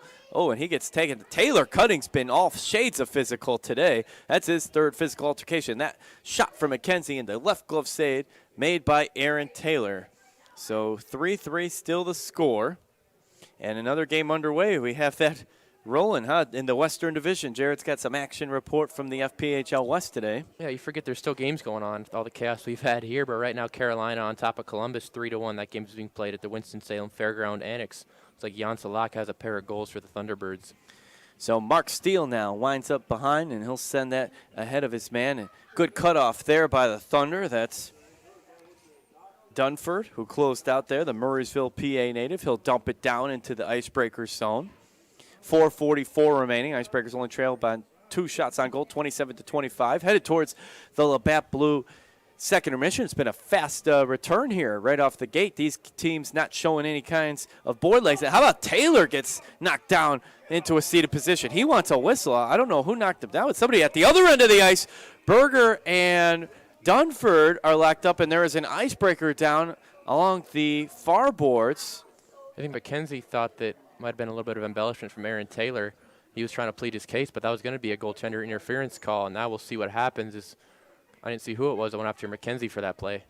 Hey, Jared, in this closed-off rink, though, we don't have to worry about pucks coming up here, and there's no birds over here either, so you've got to look at the bright side. No wildlife. Taylor Cutting's going to take a trip to the box, and so will Brendan McKenzie. They'll be the first 2 FPHL players to spend box time at the East Rink. Right? Is this the East Rink? Or West Rink? My sense of directions here. It's one of the opposite rink that we normally play, and it's first time for everything. A wild Sunday in the FPHL. If you're following along, Joel Eisenhower with a 90-save performance against the Prowlers in the Battle of Michigan. A 3-3 hotly contested playoff matchup game here with playoff implications, and moved over to the other rink. And you still got the Wild West, Columbus, and Carolina underway as well. Jared brought you that score. Want to remind you, it's 8 a.m. hockey night and kids club night tonight. The junior Icebreakers out here in attendance. A kids club activity coming on the 18th, where there'll be a skate as well as pizza party. So check that out at MentorIcebreakers.com. And it's all brought to you by Moe's Southwest Grill, who provided some great meal for the Fanatics here in the Founders Room today. As the captains sorting things out, Thomas Stewart and Charlie Pence. So with about 4:25 remaining, Jared, we're going to announce that possible, the winner, but we'll see which one they get, which prize will be the big prize or the smaller prize. Tonight's lucky winner who entered MIB into our live chat stream for the second period Fanatic finishes, Kathy Santobi. So Kathy Santobi, if you're still listening out there, we appreciate you sticking patiently through the broadcast. You are our lucky Fanatic today. And Kathy Santobi just commented. Excuse me, I was going off of memory there, so I sincerely apologize to Kathy Sinoba. Kathy Santobi didn't win. Kathy Sinoba won, Jared, and thank you for reminding me of that. So, Kathy Sinoba, you are the lucky randomized Fanatic that won on the second period Fanatic finish draw. So, everybody cheer on Kathy and the Icebreakers. Right now, the Icebreakers have the last score of the second period. If the Icebreakers score again or hold the Thunder from scoring the final 4:25 of the second period, Kathy Sinoba will win an Icebreaker sweatshirt, which she can pick up here during business hours at Menor Ice Arena. And if she has any questions or comments, can contact us directly. But she is the winner of an Icebreaker sweatshirt if they score the last goal in the period as they currently stand. And if the Thunder score, she'll still coming away with an Icebreakers puck and lanyard. So thanks for joining us, Kathy Sinoba, and all the other listeners here today. We'll bring this back on the final home game weekend stand, the 27th, 28th, and 29th, and we'll post some more information about that as it get closer to that week. So that's kind of cool, though, Kathy Sinoba, and she's currently got that last goal scored of the Icebreakers right now. I think Taylor Cutting might be getting something a little bit extra for going after Brendan McKenzie at the end of that play. He just left the penalty box. I think he's headed to the locker room. He is. Slam is pointing out of here. We got the best mascot in the FPHL. As the Icebreakers and Thunder 3-3, we are not at another delay, but this is just a long setup, long falling out from the penalties. There was a couple of hits. It was, I believe you said it was Brendan McKenzie wasn't too happy about the goalie interference call, and then he got laid out at the other end by Cutting up against the boards in front of the Icebreakers bench, coincidentally, and Taylor Cutting, a big boy. He's done some hitting today, 6'1", 220. I would say him and Nada have been throwing the most bodies around for their two respective clubs. And it looks like it's going to be a 5-minute penalty. And I understand the response from Taylor Cutting in that situation, but at the same time, you're costing your team a power play and then giving the Icebreakers a 3-minute power play once that minor penalty to Brandon McKenzie expires. And this is an Icebreakers, Thunder game tied at 3, so this is very important. So I want to thank Lake Health and their medical staff, Dr. Brian Jariga, Rashawn Bailey, Cassie Mann, and Malia Harwood, as well as Lake Health for providing medical staff for tonight's game and throughout the season. So it's a minute 38 on the clock against Brandon McKenzie. 4:36 being served, it looks like, they have up their number 2, Parker Moskal, but I believe it's supposed to be 20, Taylor Cutting, and 3:53 on the board here in the period.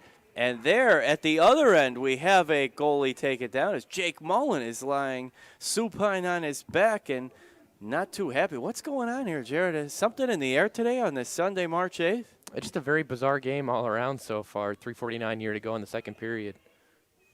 Yeah, this is a one for the ages, that's for sure. And we're glad you could join us here on the broadcast stream.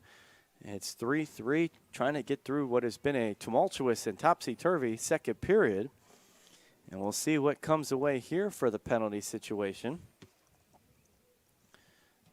Delaware in their expansion season. Menor last year an expansion team. The Federals played in 2011, abbreviated season for Delaware and FPHL hockey. And I hear Fanatics through the glass. I think they're getting pumped up here. Maybe a call going against Delaware. And, yep, sitting down in the box is going to be Brian Dunford joining his teammate for 2 minutes.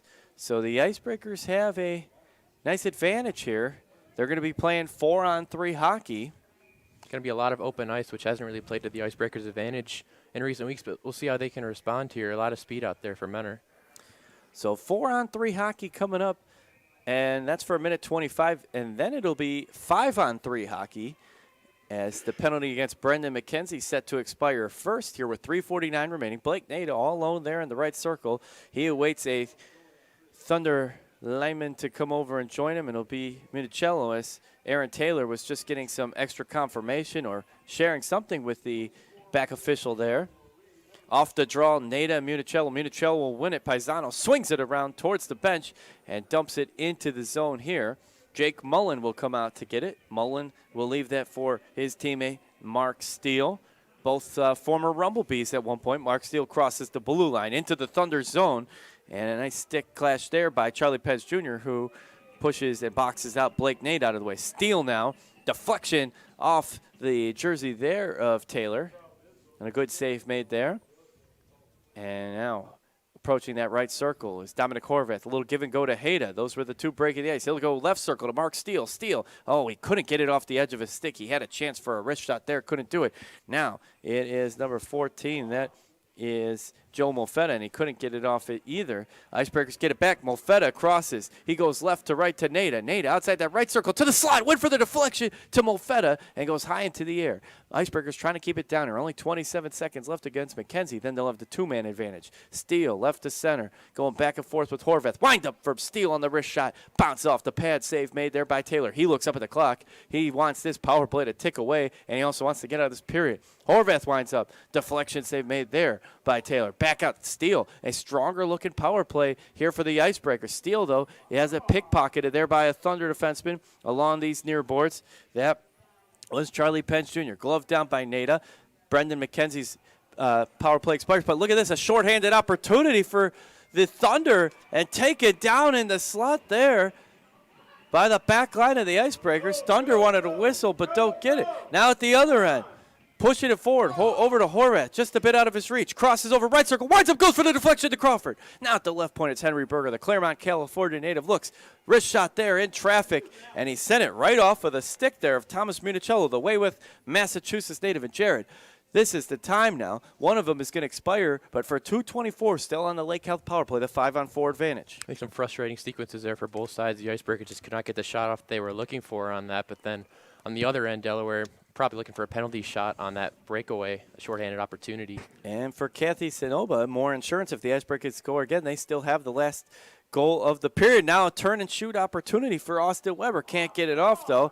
And 2 minutes left now in the Lake Health power play. 5-on-4 hockey is what we're playing. Minute 21 in the second period. Wind-up shot there. Volf wanted it. He had a little theatrical reaction. He really wanted that wrist shot from between the circles. Now a board up there by Paisano at the left side. Berger, he's surveying his options. 1:42 left in this power play. Could continue into the third period if the Thunder avoid giving up a goal. And a minute 3 left to period. Crawford exchanging a little shoving there with Charlie Pez Jr. Look how big these Thunder are, though. A lot of size out there for the white, silver, and black. And tied up on shots on goal, though, as men are getting some looks. 29-29. And we'll check that when we return from the second intermission, but right now, still 1:03 of the second period to play. Off the draw, Nada. Tap back there from Molfetta. Stuart Dant from the right side of the blue line. Went for the deflection, goes behind the net. Nada chases it back to Steele at the left point. Steele crosses over, goes center to Horvath. Horvath has Stuart Dant outside the right circle. He's looking to spin it out, back to Horvath. Horvath right to left to Steele. Steele winds up, went for the deflection. Nada was looking for 4 points. Oh, and he gets shoved out of the way from his goalie, and a stick thrown at him there from Alex Basie, the Ottawa, Ontario native. Then a big board up there in the corner, Dunford to Horvath. And this has been a very physical return here at the East Rink with only 27 seconds left. If the Icebreakers can score again or hold off a Thunder goal, Kathy Sinoba will be winning an Icebreakers sweatshirt. So now, crossing over, Austin Weber between the circles, winds up, and it's goal! Austin Weber finds Twine right corner, and he gives the Icebreakers the 4-3 lead with 15.2 seconds left. Again, it all goes back to that cutting penalty. Delaware was headed to a power play, then all of a sudden they're headed to a 5-minute penalty kill, but Austin Weber has really been a new player. Since coming over to Menor, he has, I believe that's now his third point. And that's back-to-back goals for Austin Weber. He scored on both rinks today. That's impressive. That's got to be a first. He scored the last goal on the main rink, and he came over and scored the first goal here. And most importantly for Fanatics listening at home, he gives Menor the 4-3 lead after trailing 3-2. 2 unanswered goals for Coach Sebastian Ragnall's squad here. And 9 seconds left, they'll dump it into the zone. A strong finish to the second period and start here of action on the other rink. A board up there at the other end of the ice, and zeros on the scoreboard as we head to the Labatt Blue second intermission. It is 4-3, a 3-goal period for the guys in double blue, and a strong finish there. And for Kathy Sonoba, she will win an Icebreakers sweatshirt thanks to our second period Fanatic finish next home game. Make sure you type in the letters MIB and you'll have a chance to win one as well. Kathy Sonoba, contact us directly if you have any questions, or show up at the Menor Icebreakers team office during business hours during the week. So congratulations to Kathy Sonoba and Jared, the Icebreakers scoring there, setting the momentum going into the break. How big is that for these guys? Everything thrown at them, and they come back and they respond with diligence. Yeah, it's good for the Icebreakers to finally get the power play going a little bit against this Thunder team that struggled on the penalty kill throughout the year. 77.9%, ninth best in the FPHL. That number will drop a little bit after those 2 power play goals for the Icebreakers. So we're going to step away, but we'll just head to our regular Labatt Blue second intermission. It's the Icebreakers 4 and the Delaware Thunder 3. We'll have the exciting conclusion of the game. You don't want to miss it. And once again, we sincerely apologize for any all of the technical difficulties we had, and we really appreciate your patience and keeping us with the broadcast on this stream here today on this Sunday afternoon. We'll be back and we'll update you on all things going on from throughout the game. It's the Icebreakers 4, the Thunder 3 here on YouTube.com.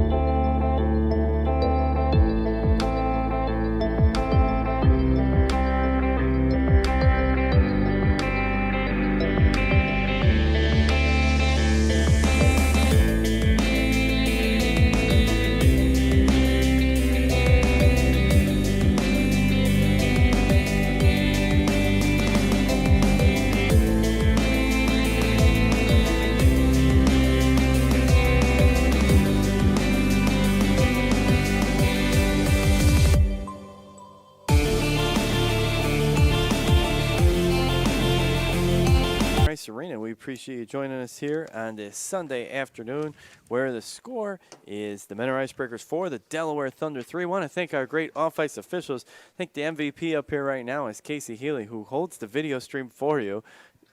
She's carrying the camera the entire time to bring you this live stream in our makeshift situation. The intern to the Auburn Career Center Interactive Multimedia Technology Program, Jared Tennant, Communications Manager, Color Commentary, as well as Resetter Upper, I think is the official title. He did a great job doing that. Larry Rummel, Al Moon, and Lawrence Rummel and the sound crew worked very diligently to get everything, trying to keep the scoreboard up. Taylor Ruier on game day operations, Frank Schmidt operations intern through Menor High School Business Program, and our off-ice officials, Scott Tennant, Greg Butala, Greg Kopp, Fred Hayer, Russ Arala, Joe Knight, Brandon Cottis, and Daniel Savitson. We are back. We're underway. Third period action. Icebreakers in the double blue, dark blue jerseys, light blue trim, white numbers. They will move left to right this period from the East Rink. The Thunder in their road white jerseys with silver and black trim and black numbers with silver outline. 14 more seconds in the power play opportunity, that Lake Health power play for the Icebreakers in a 4-3 game. McKenzie leaves it for Horvath. Horvath sends it off the stick of McKenzie, but it takes a Thunder bounce. Now, Mark Anthony Simonetta try to feed it forward. Good cutoff there using his speed. Dominic Horvath before he makes the line shift change, and the Icebreakers work it into the Thunder zone. 19-17 remaining, and the Icebreakers have taken the 30-29 shot on goal advantage, brought to you by AIM Performance. And Jared, at one point they were trailing by 10 or more shots on goal. Icebreakers have brought some offense. They had that 20-11 shots on goal advantage in the second period, partly due to those, I think it was 3 or 4 power plays they had in that period, 2 power play goals. A little miscommunication there, and Evgeny Demen will take it, not waste any time to get the feed over to Christers Bormanis. And the Thunder capitalized on the quick movement of the puck, and it started right here at the blue line, though. You know, some of these guys haven't played very much together. They accidentally cut each other off on the breakaway, and the Thunder capitalized quickly at the other end and make it a 4-4 game. Yeah, big rebound there given up by Jake Mullen right to the stick of Evgeny Demin, who's one of those guys who, look at this matchup earlier in the season, he's one of the few members of the Thunder and Icebreakers that was actually a member of the team and contributing. Evgeny Demin in 2 games heading into this matchup had a goal and 2 assists for 3 points against the Icebreakers. And Evgeny Demin now with a 46 points on the season as he picks up his 13th goal. Good for 13, 33, 46. He'll pass, hard to believe, Anton Kalinin for second place in points, just trailing him now by 1 point. Anton Kalinin last weekend in the 13-point effort to wipe away the 13-game losing streak for the Thunder, scoring 6 goals, which we've been told is ties second most record in FPHL history. And 18:42 remaining in a 4-4 game here. A wild one from Menor, Ohio. Stuart Dant across the neutral zone, feeds it over the blue line, and now the Rickaboss sends a pass dumped down into the zone.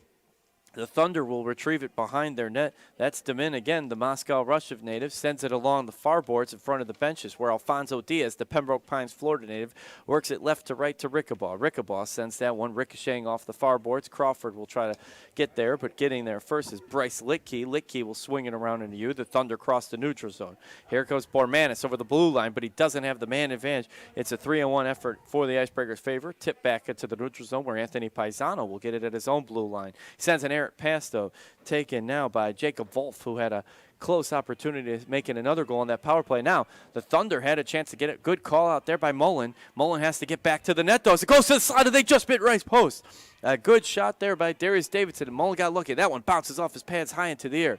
Thunder trying to score in the slot, and Darius Davidson wants to make his second home in the Icebreakers slot, which is dangerous for Fanatics listening at home. Now, right at the other net, into the back of the net, around into you, and that is his first goal as an Icebreaker. Signed last night. Joe Malfetta puts it in. Or is that White Duck? Oh, wait a minute. We do have White Ducks out there now as well. Kodiak White Duck, who was on his way and actually didn't make it in time for the start of this game with that lengthy delay. I'm sure he had time to get here. And was that 14 or 15? I think that was 15. If it was, this You're is right, it was PHL. 15. We have a guy scoring on 2 different rinks in the same period. We have a guy that shows up for the third period and scores to go ahead 5-4. I mean, there's everything in this game. So I stand correct. It is Kodiak White Duck. He fresh off of his road trip in from Quebec, helped sort of by the delay here inadvertently, and Kodiak White Duck picks up a point. His first in Icebreaker. He was driving earlier today, and now he drives one into the back of the net, and the Icebreakers take a 5-4 lead with 17:30 remaining. How about that? So Cody on the other end, I didn't actually see that goal because Dom Horvath was down on the ice for the Icebreakers. Looked like it was something with his knee, but he's back up on the bench and seems to be okay. And we appreciate you sticking with us here on the broadcast. A lot of action here, and apologize again for the technological difficulties earlier, but we're going to bring you the exciting conclusion of the game here from the East Rink. Darius Davis, I was saying, Jared, earlier, though, he's been hanging out in all the right spots, especially that slot in front of the Icebreakers net. He is a dangerous weapon as of late for the Delaware Thunder. Now McKenzie crosses blue line, loses his footing. You take a look, though, at a guy like Darius Davidson, and in 5 games, coming into today, a 9-3-12 scoring line. That's pretty good, 12 points in 5 games. We have an Icebreaker down without a helmet, though. That's Brendan McKenzie. He took one maybe right to the nose. Hopefully he's okay, as he'll have to get looked at by our Lake Health athletic trainers. He took one right to the nose, it looks like, in a hunched over position. So hopefully McKenzie's okay. McKenzie tends to play much bigger than his size would indicate, but against some of these big members of the Delaware Thunder, that's not always going to end well for him. And you got to respect that. McKenzie, not a big guy at all, but he plays with a huge heart. As we're rolling along here in the third period, 16:36 remaining. I want to thank a few of our sponsors: Marco's Pizza, Kemp LLC, Conway Land Title, Toe Drag Apparel, CSP Insurance, Wingate by Wyndham Hotel, Market Street Family Restaurant, Global Real Estate Advisors, Spuddy's Tavern, Vitamix, Homelight, an online real estate company, Lake Erie Marine Sales, Mosaic Properties LLC, Stadium Grill, Preston Products LLC, Bethlehem Christmas Light Park, Cana Winery, Habco Tools and Development, McGarry & Sons, Auburn Career Center, Menor Ice Arena, Fitness First, Ganley Village Automotive, JD Cleaners, Burger IM, and AIM Performance. Now, forecheck applied here by Austin Weber, who scored 2 goals in 2 rinks here today. And now it's White Duck, and I like what I see there. A lot of steam behind that pass over to the right side on the far boards. Thunder trying to get this one out of the danger zone, now trailing 5-4. Here comes the Thunder into the neutral zone. Aaron Cook-Smith, who had the first goal for the visiting Thunder. He's pickpocketed by White Duck. White Duck feeds it over, and that shot goes wide right off the stick of Jacob Volf, and the Thunder will retrieve the puck. Municello trying to stick handle past his man. Volf takes it from him, but he doesn't have any room to spread this puck out and dumps it behind the net. 15:52 remaining. Teams even at 32 shots on goal. Wrist shot by Horvath. Deflection, and Stewart Dan has just moved up too close to the left post, or he would have had a free look at the net. Almost a 2-goal lead for Menor. And Jared, I can't remember the last time that Menor scored 5 goals. We talked about it last weekend when they scored 4 against Port Huron on Friday night. It was the most since their last win on the 20th, but 5 goals, it's been a bit of time. Yeah, last time they had this many in a game was actually December 26th, that 6-5 win over the Danbury Hat Tricks here at Menor Ice Arena. One of the best games of the season on Boxing Day. Now, over to the left, Isaiah Crawford crosses the blue line. He goes beyond the circle, trying to avoid that big hit from Paisano. I would, too. If you see Paisano coming at it like that, that's a steam truck coming. That one goes off the post, off the stick of the Claremont, California, Henry Berger's native right there, and he hit that right post and bounced back out, takes a good Thunder roll, trailing 5-4 now, 14:57 remaining. Thunder will dump it into the zone, chasing after it. Billy Rapone, the number 7 for the Icebreakers now, the Greensburg, Pennsylvania native, sends it left to right. Now crossing over the blue line, coming the other way. Bormanis cuts back. Bormanis trying to work it over to Min, but Tyler Homar, the Canton, Ohio native, will flip it along the boards into the neutral zone, where Jordan Clark will pick it off for the Thunder. Now DeMin in the neutral zone, cycles back, works it right to left to Bormanis. Bormanis feeds it back to Basie. Basie sends that one off the stick of Rapone and out of play here at 14:26. And when you take a look at the saves of the game, 30 so far for Jake Mullen in his debut, and 29 for Aaron Taylor. That's brought to you by Vitamix. As always, the saves are brought to you by Vitamix. Practice is the game day. Our players help you fuel your performance and feed your life. On 8 a.m. hockey night and Kids Club Night, sponsored by Mo Southwest Grill. Now, Austin Weber winds up. That wrist shot goes hard off the backboards. McKenzie will retrieve the puck, and a backhand pass to Weber gets out of his reach, and the Thunder will retrieve it. But back from beyond the blue line, Rickabaugh sends a ricocheting pass, and it stays Menner's way. McKenzie, good job to get the turn and shoot off there, and bounces off the left pad of Taylor. So Aaron Taylor, the lefty, 6'2", 190 out of Stouffville, Ontario, had a 50-plus performance saved in November, his only other trip here. But today, the Icebreakers have found Twine 5 times, now behind the net. And Jacob Mullen in his debut game, he'd like to get a win. He'd like to get the Icebreakers losing streak over today in a very important game as far as the playoffs are concerned. Volf now crosses left circle. That one goes high over the boards. And 13:31 remaining. Now Horvath from outside the blue line. He works it over left side to Steele. Steele dumps it towards the stick of Taylor. Taylor flings it back out to Dunford. Dunford to Municello, a little out of his reach. And White Duck will come away with it. White Duck to Horvath. Horvath sends it forward. That pass taken by Evan McIntosh, who will swing it around where the Icebreakers will finally settle things down. And a stick of Joel Molfetta, the Bath, Pennsylvania native, and he'll bounce that one hard off the backboards. Now the Icebreakers with the one shot on goal advantage, brought to you by AIM Performance. 35 shots on the goal so far for Benner, 34 for the Thunder. Thunder in their own zone. They have it in their own left circle. Now, good forecheck by the Icebreakers. They'll feed it up. That one bounces high out of play, not into the Breakers broadcast booth because we are surrounded by glass. Once again, we're nice and safe up here, you know. You gotta love it. Yeah, and you got to love the Icebreakers' offensive effort. As Jared said, most goals since Boxing Day, so an awesome effort from the guys today in double blue to put the puck in the back of the net. And want to remind you, for that final homestand, the ultimate Icebreakers experience is the Founders Room, where you enjoy restaurant-quality food as a chance to meet head coach Sebastian Ragno and Icebreakers players at each and every home game. Go to mentoricebreakers.com or call 440-290-8502 during business hours. Now Crawford near the blue line, right to left to Stuart Dant. Stuart Dant crosses blue line the other side. He's got to deal with Litkey there and takes a board from Davidson. Now Berger will send that one forward, bounces off the pad. Stuart Dant looks for the deflection, but a nice job by Taylor to lay over the top of it and make the save. Thomas Stewart Dant, another guy that's been stepping up lately.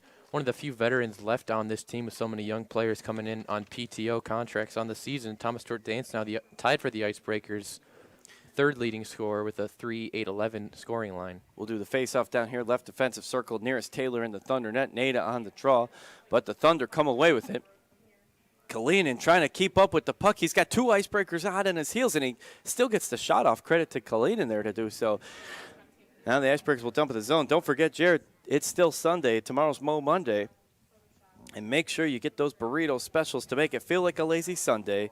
Visit at the 2 locations in Mentor, Ohio, South Euclid, or Mayfield stores. Welcome to Mo's. Now, the Thunder lose control of the puck. McKenzie feeds it up to Weber. Weber's going to get a chance. Wrist shot bounces off the left pad there of the lefty Taylor. 11:40 remaining now in the third period here from Mentor Ice Arena. Once again, we appreciate you joining us here on this Sunday afternoon, whether you're listening in Harrington, Delaware, Mentor, Ohio, anywhere in between or beyond on the FPHL Icebreaker stream. Rickabaugh winds up, wrist shot, and the glove save made there at chest level by Taylor. The 2 Icebreakers setting new career highs in points tonight. Blake Nada, 3-point net, a goal and 2 assists. Then Austin Weber, 2 goals and an assist. That marks his new career high. I think he had 1 multi-point game ahead of this one. So a good night for a couple of Icebreakers. McKenzie as well, now 7 points in 6 games, averaging over a point a game since his pickup on February 27th. Now we'll do the draw, right circle. Icebreakers will win it, but Thunder quick to tip it forward. McIntosh in hot pursuit of Steele. Steele gets his outlet man to Horvath. Horvath along the near boards. The deflection there to Molfetta, and that one goes towards Taylor. Good speeding in there towards the slot by the Icebreakers. Now with a 3-shot on goal advantage. Fanatic stuck around here for the exciting conclusion of the game, as you have on this YouTube stream. Clark now crosses neutral zone for the Thunder. Works it up to McIntosh. McIntosh centers it over to Parker Moskal. Moskal loses control of it there, but on the other end of the ice, it is won by Aaron Cook-Smith. Out battling for it on the backboards. Basie at the left point in traffic, and there was an obstructed view of Mullen there And you got to give Mullen credit on that save because Basie was able to get off a shot where Mullen couldn't quite see the trajectory of it. It's like Jake Mullen was almost totally screened on that play, but he did a good job getting down into the butterfly and just kind of having that seeing eye to prevent that one going back to the net and keeping this 1-goal lead here. 10:44 left in the third period. Fans, remember to visit our mobile team shop next to the bleachers next time you're here and get the official source of Icebreakers merchandise for the rest of the season, next year, and a possible playoff run. So now Billy Rapone, he'll get control of the puck. He'll flip that one high into there, and that one will go out of play.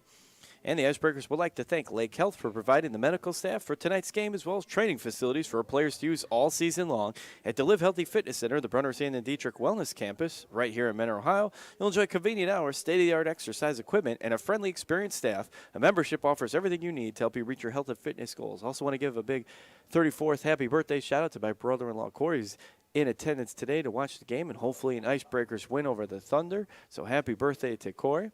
As officials sorting something out here at the other end of the ice. And not quite sure what the issue was there.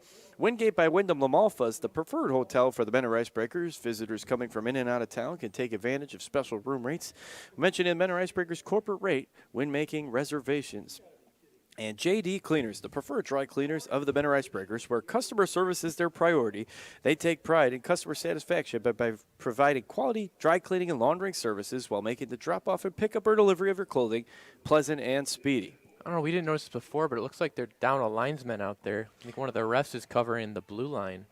Yeah, one had just left through this gate. I didn't know what that was all about, but we don't have all the answers today. We do have some good hockey, though. 10:24 remaining. It's 5-4 Icebreakers, 38-36 on the shot on goal, and that's the third time the puck's gone out of play in about a minute now. And playing in a little bit of a smaller rink, I think the ceiling is a little bit closer down to the ice. It's the second time already in the last few minutes we've seen a puck hit the ceiling. More chances to play Plinko here on this rink. And don't forget, join us for our Fan Appreciation Weekend, March 27th and 29th, the final regular season home series as the Watertown Wolves come for their only trip this year to Mentor Ice Arena. You're going to want to be here. Tickets start for just $13. Now the Icebreakers flip that one behind the net. Taylor will come out and swing it around into you. As we approach the halfway marker of this period, it came in with a 4-3 lead. Now the Icebreakers still up one, 5-4. Berger was trying to get that one to McKenzie's stick for the deflection. Rapone dumps it down. The Thunder will retrieve the puck, and they avoid the forecheck from Nada, who's definitely having a career night for him. Couple of major hits, the three-point night as well. And Blake Nada definitely contributing is the Brooklyn, Ohio native. He has the puck right now. Nada tries to stick handle past his man, but gets tripped up by the Thunder. Thunder will take possession in their own zone. Municello, those got Nada and Gummel both going after it. Sings through the pads. Icebreakers 6, Thunder 4 at 9:33. And that credit to Blake Nada to keep the play alive. Him and Brett Como double-teamed their man there, and that led to the Icebreaker shot on goal, which stuck through the pads of Aaron Taylor.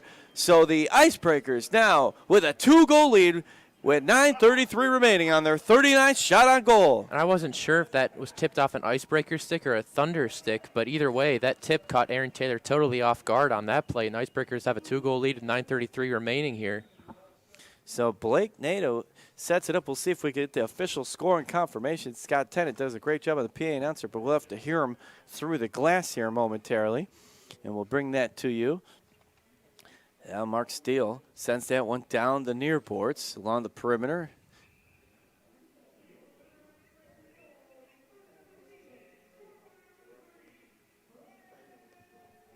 So it is Brett Gummel on the goal.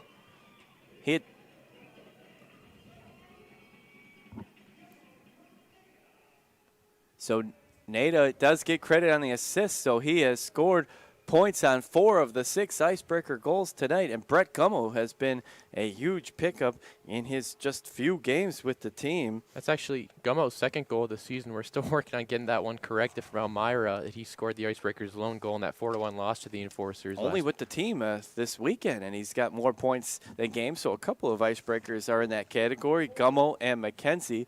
So Nada and the goal there scored by Gummel, but how about Blake Nada sets that up here on the right side of the blue line, and then he teamed up with Gummel to steal the puck, and Gummel got the shot off that slid through the pads. And just like that, the Icebreakers with a 6-4 lead. Plenty of hockey left here, though, with 8:40 remaining, and they will try to nurse this 2-goal lead and end the losing streak and pick up a very important game as far as playoff implications are given. Now from the line, Clark steps up, flips it forward, gets it to Bormanis. Bormanis swings it back to Demin. Demin now from the right circle. Stick handles past his man, gets hip checked there, though, by Billy Rapone. And the Thunder, though, are able to retrieve the puck. Now, no, Jacob Wolf stick led that one. Crosses left circle, wind up off the post. And Basie almost accidentally tapped it forward, but now he's trying to get it. This is the most defensive forechecking presence we've seen from the Icebreakers in quite some time, Jared. For sure, I think a lot of energy. That's really the biggest thing. I mean, forecheck is all about effort at the end of the day. Of course, there's some fundamentals that go into it, but the biggest thing is just staying active and having that constant effort, and that's something the Icebreakers have done a good job of here tonight. Moskal swung around the right side, and that cut back and got the shot off, but the save made there by Jacob Mullen. So Mullen today with a 32-save performance so far. And what have you seen from the former Rumblebee or Thunderbird in between the pipes? I mean, overall, it's been a pretty solid outing for Jake Mullen. I think those first 2 goals you can't really fault him on. So overall, I think, you say 34 out of 36 so far. It's a pretty solid start for Mullen. Fans, don't forget that when the Icebreakers are on the road, you can still see them play hockey. Our games are streamed live through YouTube.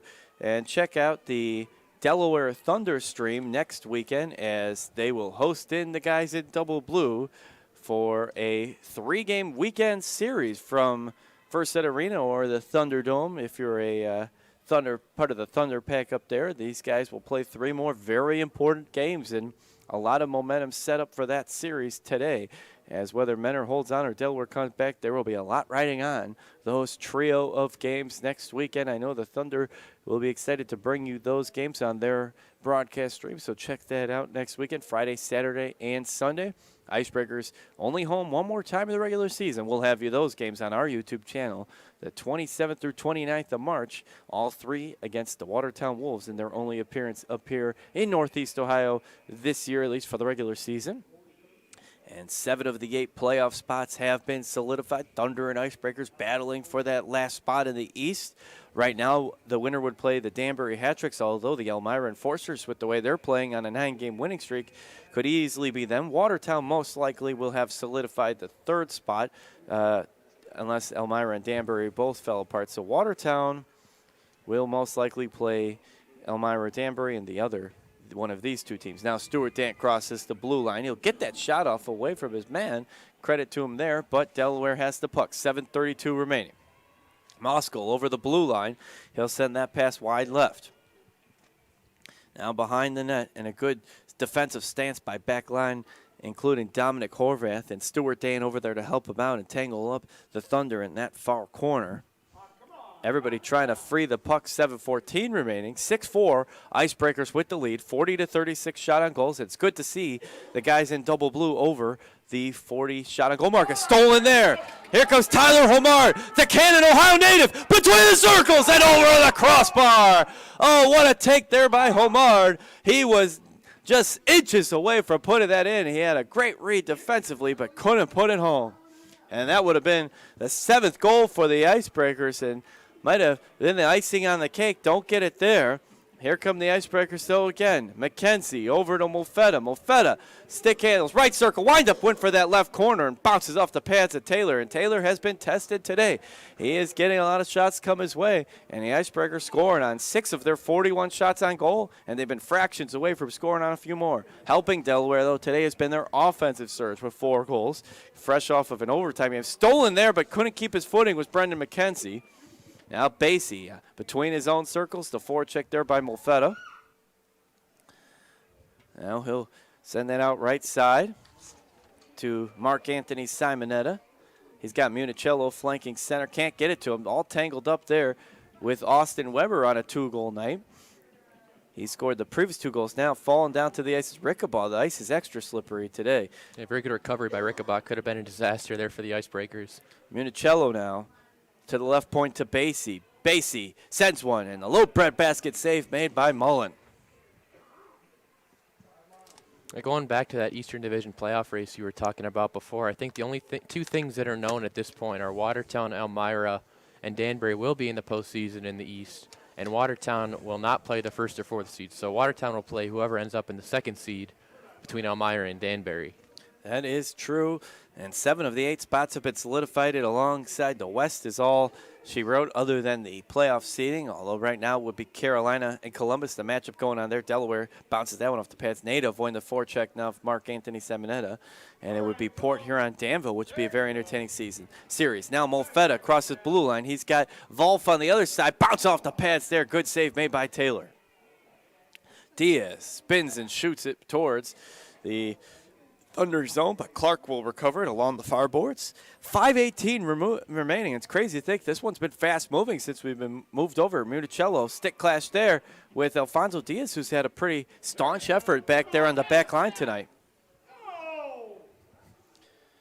I'd say Alfonso Diaz has been a good anchor back there today, Jared. And he stepped up recently as well. Didn't really find his name on the score sheet very often through the first few months of the season, but in recent weeks with personnel changing and kind of being a revolving door in Menor, he stepped up, had his first goal pretty recently.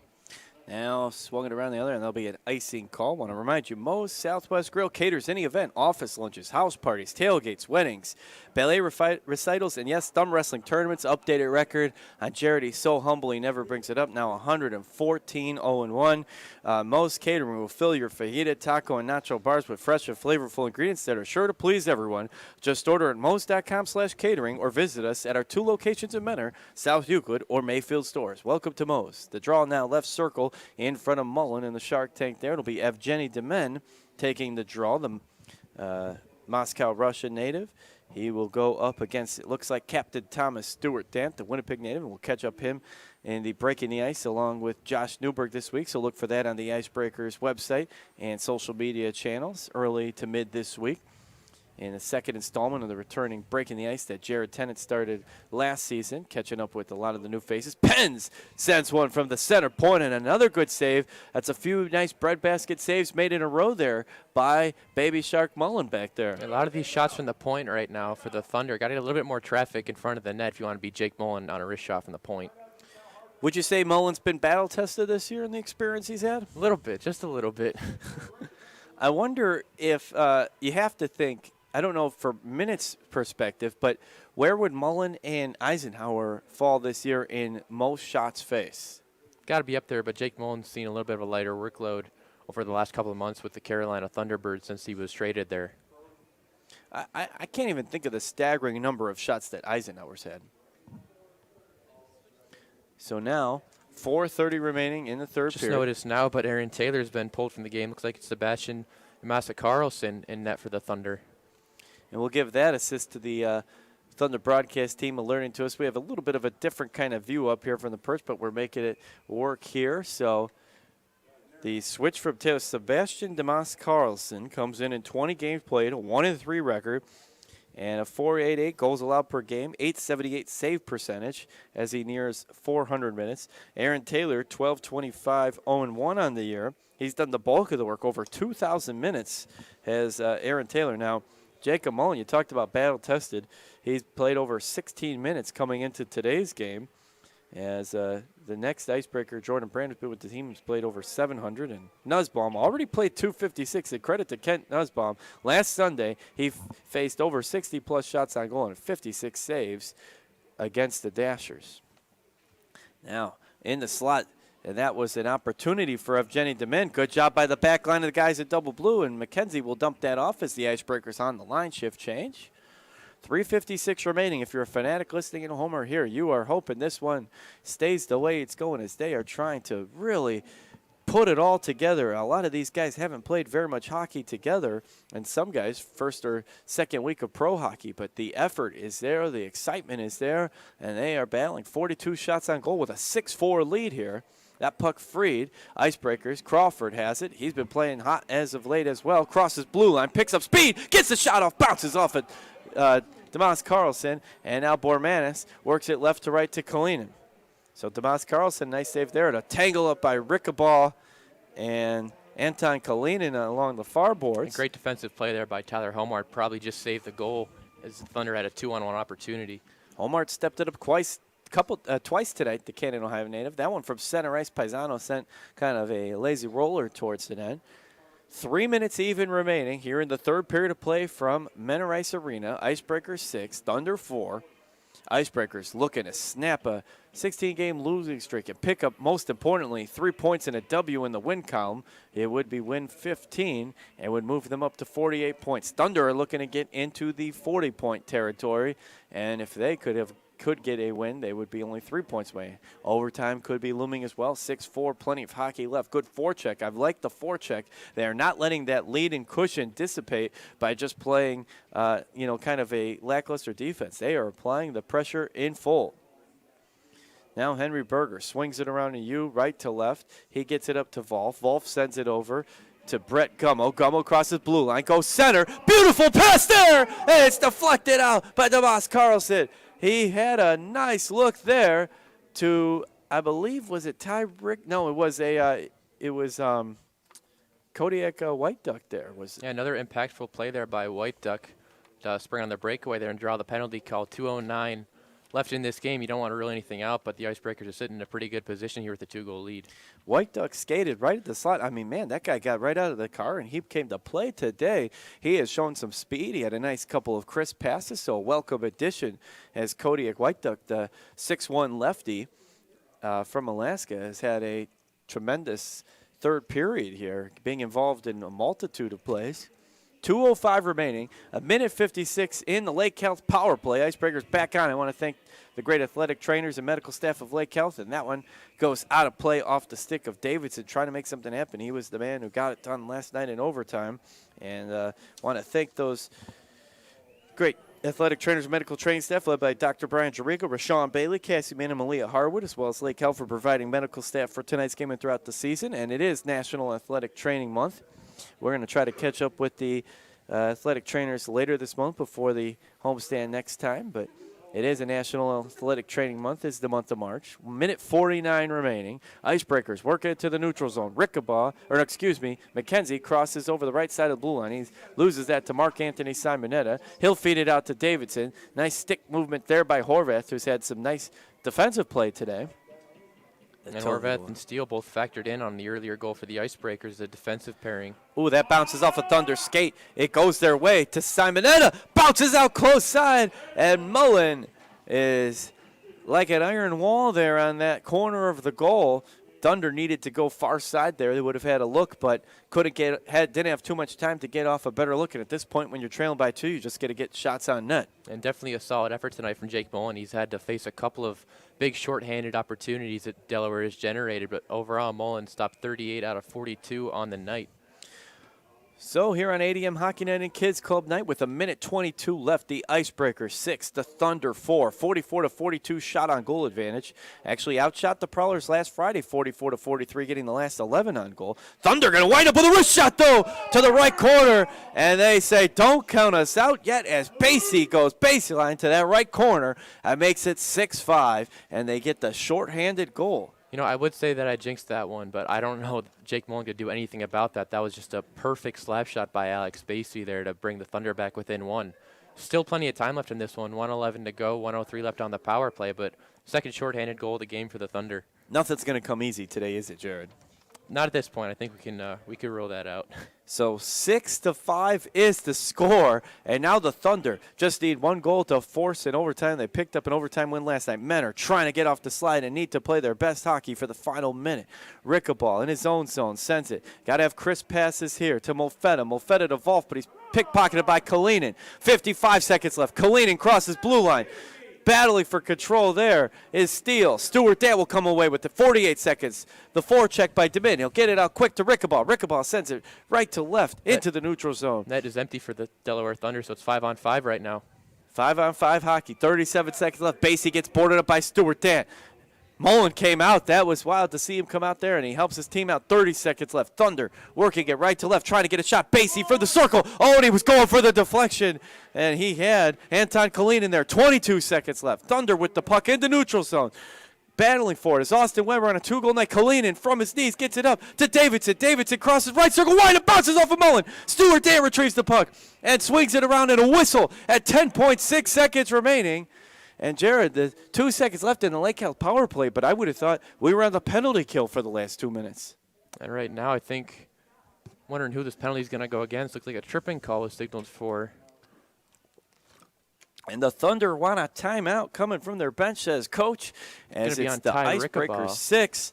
The Thunder 10.6 seconds left in what has been one of the wilder games here from Northeast Ohio. Icebreakers desperate to get off of the slide as they lead by 1 goal here. It looks like Rickabaw's going to get 2 minutes in the box at Jared. Don't want to give the Thunder any advantages. It's already on the penalty kill. It looked like the Thunder they kicked things up tenfold there. Yeah, and right now, there's 10.6 seconds of killing off a 6-on-4 penalty, standing between the Icebreakers and their first win since January 24th.